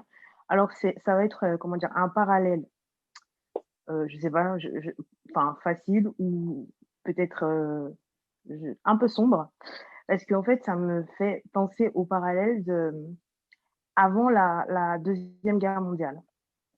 Ça me fait penser au peuple allemand, en fait, tout simplement. Au sortir de la Première Guerre mondiale, humilié, rabaissé, voilà, la défaite. Et en fait, il arrive un homme qui réussit à leur faire croire que, voilà, il faut se tourner, au final, il faut se retourner contre un peuple. Et c'est à cause de ce peuple-là que vous avez toutes ces défaites-là. Et il faut, en fait, si vous me suivez moi, en fait, et en fait, je vais redorer votre blason. On imagine 30 secondes et demie que Hitler, il parlait de Dieu, en fait. On imagine un peu ce qui aurait pu arriver, parce que quand on voit que là, en fait, concrètement, c'est les ténèbres qui ont gagné. Ouais. Mais en fait, si Hitler, il parlait de Dieu, si Hitler, il arrivait, parce qu'en fait, au final, les cœurs étaient prêts en Allemagne. Bien sûr. Si il arrivait et qu'il parlait de Dieu et qu'il disait que retournez-vous vers le Seigneur et faites ci et faites ça, je pense que aujourd'hui, en Europe, en fait, on n'en serait peut-être pas là, en fait. Mais c'est pas du tout la même histoire. Clairement, oui, bien sûr. Donc là, oui, comme tu disais, c'est un vrai encouragement. J'en parle, je tremble, c'est trop bizarre. C'est un vrai encouragement parce que je me dis, dans la parole, en fait, je l'ai encore lu ce matin, en fait, nous sommes le sel de la terre. Donc, franchement, on a tellement de moyens, même à toute petite échelle, en fait, de briller, en fait, aux yeux des autres, sans forcément même parler, proclamer, crier et tout, parce que voilà, on n'est pas tous amenés à ça, on a chacun sa personnalité, mais en fait, on a tellement de possibilités, en fait, de ramener la lumière, en fait, dans des endroits, dans nos familles, dans nos cercles d'amis et tout ça, sans forcément être expansif, et que, en fait, sans même, voilà, en faisant même le service minimum, on peut réussir à gagner des âmes, en fait. Donc, oui, effectivement, c'est juste fou, quoi. C'est énorme. C'est énorme. Il a dit 5 mots, il y a 120 000 personnes qui se convertissent, enfin qui se repentent. 120 000. C'est faux. 5 mots. 120 000. Si je fais un calcul, ça veut dire que pour Pontoise, il n'y a même pas besoin de 5 mots, en fait. Je ne sais pas si vous voyez. Hein, c'est extraordinaire. Pour Pontoise, il suffit d'éternuer. Ouais, c'est ça. Ah ouais, mais là, tu fais peur à tout le monde et ils vont dire que tu as le corona, donc il ne faut pas faire ça. Tu ne dois pas faire comme Jonas encore 40 jours. Hein. Tu vas avoir 40 jours de quarantaine. Ouais. Encore 40 jours, la vie sera détruite si tu fais ça à Pontoise. Ouais. Alors, c'est peut-être pas ça, mais il faut juste dire ce que le Seigneur nous dit de dire et ça suffira. C'est juste ça. Mais voilà, je voulais m'arrêter là-dessus. Alors, on l'a pas fini, on l'a bientôt fini. Hein, si vous êtes toujours avec moi, si vous sortez, ça va? Vous avez encore 10 minutes, ça va aller? Ah oui, oui. Bon, il n'y a même pas 10 minutes. Hein. Je pense qu'avant 10 minutes, on aura fini. Voilà, enfin, moi, je suis vraiment béni de vous partager ça. C'est vraiment extraordinaire parce que même j'ai préparé, j'ai prié et même en partageant avec vous, je vois des choses. Le Seigneur m'ouvre l'esprit et vous ouvrez l'esprit et je pense qu'on se bénit mutuellement. Il ne faut vraiment pas sous-estimer ce qu'on appelle le livre de Jonas. Et puis, l'amour inconditionnel de Dieu pour les pécheurs, il s'est adressé aux marins qui se sont repentis, en tout cas qui ont manifesté plutôt de l'honneur et de la reconnaissance, donc Dieu leur a fait grâce. Il s'est manifesté vis-à-vis de Ninive qui s'est repenti et Dieu leur a fait grâce. Mais Dieu a de l'amour aussi pour Jonas, on l'a dit. Dieu aime Jonas. Dieu a besoin de Jonas, ou il a choisi d'utiliser Jonas, parce qu'il aurait très bien pu dire, comme je vous ai dit tout à l'heure, mais écoute, Jonas, tu ne veux pas faire le job, c'est pas grave, je vais trouver quelqu'un d'autre. Et Dieu n'a pas choisi ça, parce que Dieu, malgré tout, aime Jonas. Il le sauve d'une mort certaine dans le poisson, Jonas lui demande 2 fois de mourir. Hein, chapitre 4 au verset, c'est verset 3 de mémoire.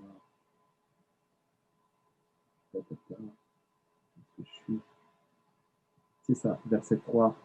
Maintenant, Éternel, prends-moi la vie. Et un peu plus bas, au verset 8, quand Dieu a envoyé le ver et a fait sécher la plante, etc. Et qu'il fait souffler un vent chaud qui vient de l'Est.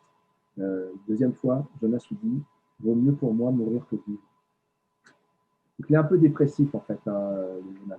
C'est pas un gars, franchement, c'est pas un drôle, quoi. Hein. Je pense qu'on ne va pas rigoler tous les jours avec lui, quoi. Voilà. C'est pas Patrick, quoi. Tu vois, c'est l'inverse de Patrick, je trouve. Tu vois, c'est en termes de tempérament, voilà, c'est pas, voilà. Et pourtant, il était prophète de l'Éternel. Hein. Et pourtant, il était prophète de l'Éternel. Tu vois, comme quoi, ça tient pas à ça. Il en faut tous les goûts. Hein. Et voilà, exactement. Et il n'accepte pas cette demande de mourir et il lui envoie même un abri avec le ricin dont on a parlé tout à l'heure. Mais le cœur de Jonas, ça a été dit tout à l'heure, je ne sais plus qui l'a dit, mais même dans le ventre, je crois que c'est Catherine qui le disait, Catherine Dorkel, même dans le ventre du poisson, il trouve à faire encore un reproche au peuple. Donc son cœur était quand même particulièrement dur. Il attend que le peuple fasse une faute pour se faire voilà, tacler par le Seigneur. Et en fait, attendez, ne le frappez pas surtout. Voilà. Et donc, on trouve moi, je trouve que, enfin, je ne sais pas ce que vous en pensez, mais je trouve que le cœur de Jonas est quand même très, très dur. Et moi, ce qui m'a étonné, alors peut-être que vous avez fait la même remarque que moi quand vous avez lu Jonas, ce sont les derniers versets. Voilà comment se termine le livre de Jonas. L'Éternel dit, tu as pitié de la plante qui ne t'a coûté aucune peine et que tu n'as pas fait pousser, qui est née une nuit et qui a disparu l'autre nuit, et moi, je n'aurai pas pitié de Ninive, la grande ville dans laquelle se trouvent plus de 120 000 êtres humains incapables de distinguer leur droite de leur gauche et un grand nombre d'animaux. Et c'est fini. Il n'y a pas la réaction de Jonas. On ne sait pas comment réagit Jonas à ça. C'est pas dit. Mais quelque part, moi, ça m'interpelle. Je me dis, mais c'est comme si, enfin, c'est comme ça que je comprends, le dernier mot revient à Dieu. Oui, tout à fait. Celui qui a le dernier mot, c'est Dieu. Voilà, on ne revient pas là-dessus. C'est un peu comme quand Dieu confronte Job. Dieu dit à Job, mais où étais-tu quand je créais le ciel, les cieux, la terre, la nature, etc. Enfin, de quel droit oses-tu dire ce que tu dis, en fait? Voilà. Et le dernier mot revient à Dieu. Pour autant, il y a de l'amour et j'ai l'impression que quand même Dieu a donné des occasions à Jonas de revenir à lui, de se repentir et de faire comme il l'a vu. Alors peut-être qu'il n'a pas vu tout de suite les marins se repentir, je ne sais pas comment il l'a fait pour le savoir, mais il l'a su. Mais il a vu la vie se repentir.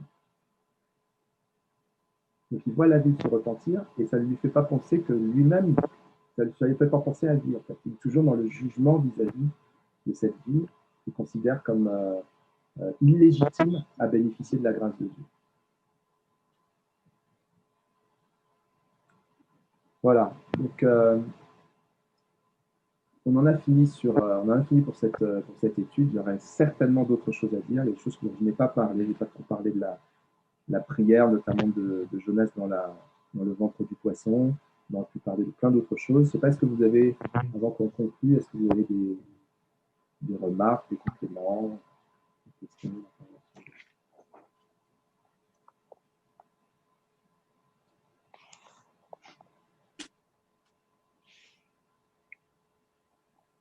Ça va, c'est clair? Il y a des choses qu'il faut revenir?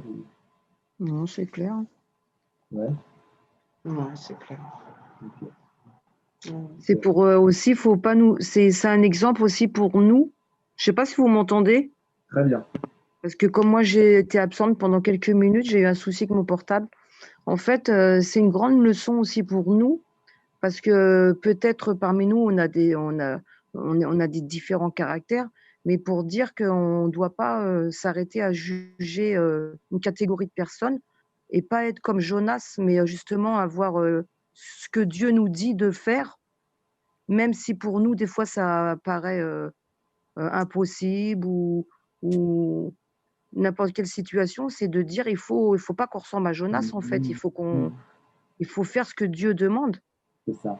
Parce que lui, il l'a fait à contre-cœur. Il l'a fait à contre-cœur. Il n'y avait pas Jésus dans son cœur, mais nous, on a Jésus dans notre cœur. Amen. Ouais, merci Seigneur pour le Saint-Esprit. Ouais. Effectivement. C'est pour ça que c'est peut-être pas anodin aussi. Plusieurs fois, c'est parlé de Jonas. Dans Matthieu 12, quand il dit il n'y aura pas d'autre miracle que Jonas pour Ninive. C'est pas anodin non plus que c'est marqué dans Matthieu. Exactement. Et vous avez remarqué, là, ce que tu viens de dire, merci Catherine, dans Matthieu 12, Jésus parle de miracles quand il parle de Jonas. Et on a vu qu'il y a toute une série de miracles autour de Jonas. Rappelez-vous, pour ceux qui étaient présents, l'étude que Philippe a faite sur les miracles, on est complètement là-dedans. Il y a toute une série de miracles. La conversion la repentance, la reconnaissance des marins, c'est un miracle. Le fait que Jonas vive 3 jours dans un poisson et en ressorte vivant, c'est un miracle. La conversion de Nive, c'est un miracle. Le ver, le ricin, etc., tout ça, c'est des miracles. C'est une succession de miracles. Alors, donc, pour conclure... Ah, pardon, vous voulez dire quelque chose? Oui, en fait, sans vouloir prendre trop de temps. En fait, si on peut compléter un peu l'histoire de Jonas, sa nonchalance, en fait, il n'a pas vraiment envie d'y aller. Aussi, une des raisons qui peut s'expliquer, c'est parce que dans 2 Rois, qu'on a lu tout à l'heure, 2 Rois 14, 23, 25, il fait une prophétie à Jéroboam 2, ouais. Comme quoi il allait avoir des victoires, il les a. Et tout de suite après, cette prophétie est annulée par celle d'Amos, qui dit qu'ils allaient perdre, et puis ils perdent tout de suite après. Oui. C'est peut-être une des raisons pour lesquelles Jonas est moins a cette réticence à vouloir aller prophétiser au nom du Seigneur, parce que il a l'impression que le Seigneur pourrait revenir sur ce qu'il a déclaré. D'accord. Sur ce qu'il a déclaré, sur ce qu'il a dit, et lui, il passe pour le mauvais prophète. Enfin, voilà. J'avais vu ça sur des commentaires il y a... D'accord. C'est intéressant. J'y avais pas pensé, mais pourquoi pas. C'est très intéressant. Ok, pourquoi pas. D'autres remarques, d'autres commentaires?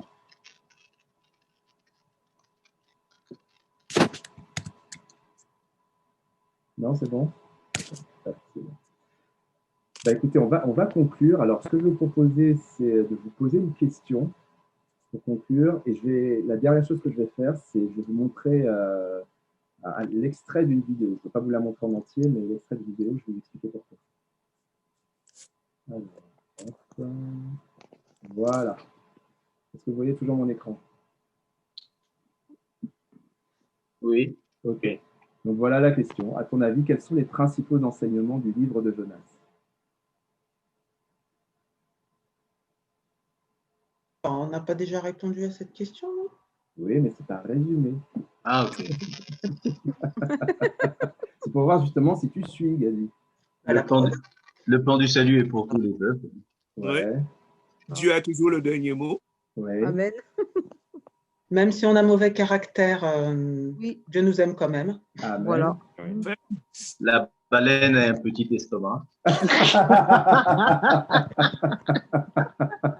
Ça, c'était la révélation du jour. Parce que, je savais, mais... Dieu a un plan pour chacun de nous, et Dieu avait un plan pour toutes ces personnes. Amen. Et il n'avait pas dit son dernier mot, même si la personne en discutait, Dieu avait décidé et il a fait ce qu'il avait à faire et il a eu le dernier mot. C'est ça. Amen. Dieu peut t'utiliser malgré toi. Comment? Attendez, vous avez parlé en même temps. Pardon. Catherine? Ah, moi? Ah non, Dieu ne... je sais plus ce que je voulais dire. J'oublie vite, on dirait un poisson. Pas une baleine, mais un poisson. Dieu peut Non, t'utiliser malgré Dieu peut t'utiliser. Exactement, c'est ça. C'est ce que je voulais dire. Comment Dieu peut c'est-à-dire, hein t'utiliser malgré toi. Exactement. Ouais, Exactement. Ouais. Oui. c'est ça. Et Dieu ne fait jamais les choses au hasard aussi. Exactement. Donc, vous voyez un livre, entre guillemets, un petit livre d'un petit prophète, tout ce qu'on peut en tirer. Ah, c'est Et faux. moi, ce que je trouve extraordinaire, et je suis d'accord avec tout ce que vous avez dit, c'est que ce livre-là se trouve dans l'Ancien Testament. Mm. On aurait tendance à se dire l'Ancien Testament, c'est pour Israël, le Nouveau Testament, c'est pour toutes les nations. C'est pas vrai. Le cœur de Dieu est toujours le même. Le cœur de Dieu est toujours le même. Mais par contre, la façon dont Dieu s'est pris dans l'Ancien et dans le Nouveau, c'est deux choses différentes parce que Jésus est venu pour une bonne raison, on ne va pas le développer, mais voilà. Donc l'amour de Dieu pour les perdus sans limite, il peut se servir de qui il veut, il emploiera les moyens les plus extraordinaires pour sauver ou permettre que ce message soit transmis. Mm. Voilà. Amen. Il n'y a aucune limite par rapport à ça, parce que, en conclusion, rien ne s'oppose à l'amour de Dieu. Ouais. Voilà. Alors, je vais vous passer, je vais vous passer autre chose. Si vous permettez 2 secondes que j'aille chercher une petite vidéo. Alors, je vais partager, comme ça, hop. Voilà. Ça va pas être très long. Et Je voulais te dire, dis-moi. Georges, Oui. le temps que tu cherches ta vidéo, Oui. moi, ce qui m'interpelle aussi, c'est ça me fait penser aussi, oui, tu sais, les gens qu'on côtoie de notre époque maintenant, Oui. parce que quand le roi il dit qui sait si Dieu ne reviendra pas, Ah, oui, c'est bien. ben ça veut dire que lui, il avait déjà dans sa conscience, il savait déjà qu'il était perdu et il avait déjà une conscience, je veux dire. C'est quand même important de le préciser parce qu'il dit même qui sait si Dieu ne reviendra pas et ne se repentira pas et si il ne renoncera pas à son ardente colère et pour nous empêcher de périr. Amen, amen, c'est vrai. Donc, ces gens de cette époque, ce roi qui dit ça, c'est il savait déjà qu'il y avait sans doute de la malédiction, qu'il y avait beaucoup de choses dans son peuple et il pense cela. Et les gens de maintenant, les gens qu'on côtoie, eux aussi, ils ont peut-être aussi des réflexions comme ça dans leur vie. Ça rejoint aussi notre prochain de maintenant. Tous ont besoin et tous peut-être dans leur cœur se demandent où est Dieu, où est-ce que Dieu me pardonnera. Il y a plein de choses, hein, c'est immense. Exactement, on ne sait pas ce qui se passe dans le cœur des gens. Voilà. Absolument pas, il n'y a que Dieu qui sache. Et vraiment, c'est vraiment un encouragement, je trouve, surtout à l'amour, au salut, à être à l'écoute de Dieu, à obéir. C'est vraiment un très très fort encouragement, je trouve, cette déjà. Attendez, je vais vous chercher sur un autre support, parce que sinon...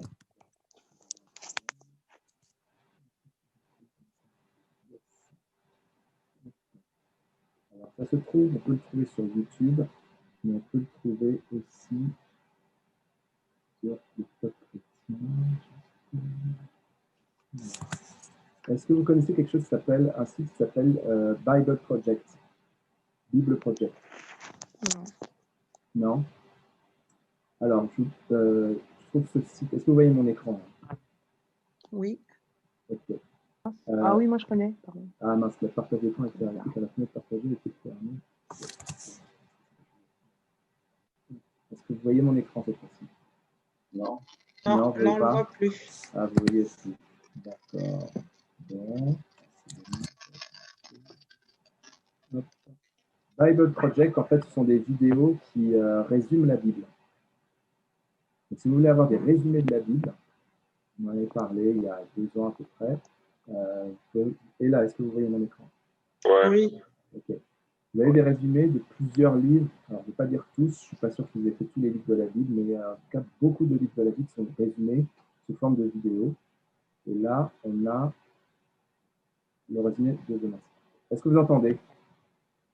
Non, il n'y a pas de son. Vous n'avez pas le son? Mais quand tu as mis partage écran, est-ce que tu as cliqué en bas je ne me rappelle jamais du nom. Oui, tu as une deuxième option en fait, qui te permet de partager aussi le son. Ah, voilà. comment on fait ça? C'est où ça? Ben, sors du partage. Et puis, je sors du partage? Oui. Il revient dans le partage. Partage d'écran. Oui. Partager le son de l'ordinateur. Exactement. Voilà. Exactement. Oui, oui. Donc là, je partage ça. Et vous allez me dire si c'est bon pour vous. Et là. Non. Mais plus fort. Ça me limite un petit peu. Ça me limite moi-même, j'entends rien. Oui, c'est ça.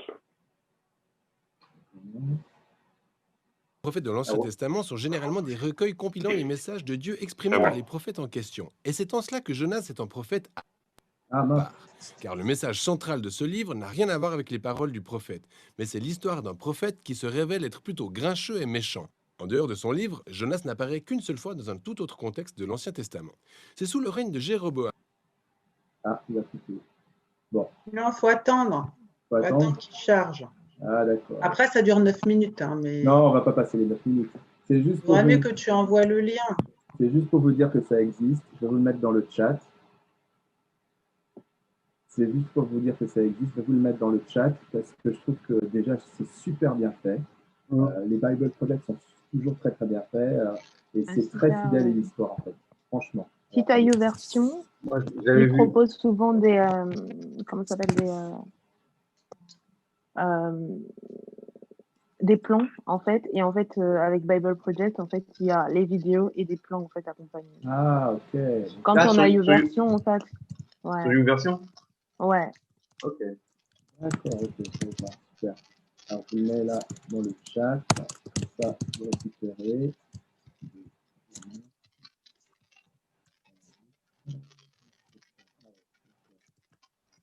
Hop, ça y est. Est-ce que vous l'avez mis dans le chat? C'est bon? Oui. Okay. Bon, ben, les amis, on en a fini pour ce soir. J'espère que ça vous a plu, ça vous a intéressé, que vous êtes encouragés, vous avez été bénis. Super. Voilà. Super. Vraiment. Franchement, moi, ça m'a béni. Enrichissant. Ah ouais, vraiment, merci Seigneur. La parole de Dieu est extraordinaire. C'est Dieu qui est grand. Ouais. Et voilà, donc c'est fini pour ce soir. Alors, j'aurais voulu vous dire le thème de la prochaine fois, si vous avez 2 petites secondes. Donc, on se retrouve dans 15 jours pour la prochaine étude biblique. Ici, hop.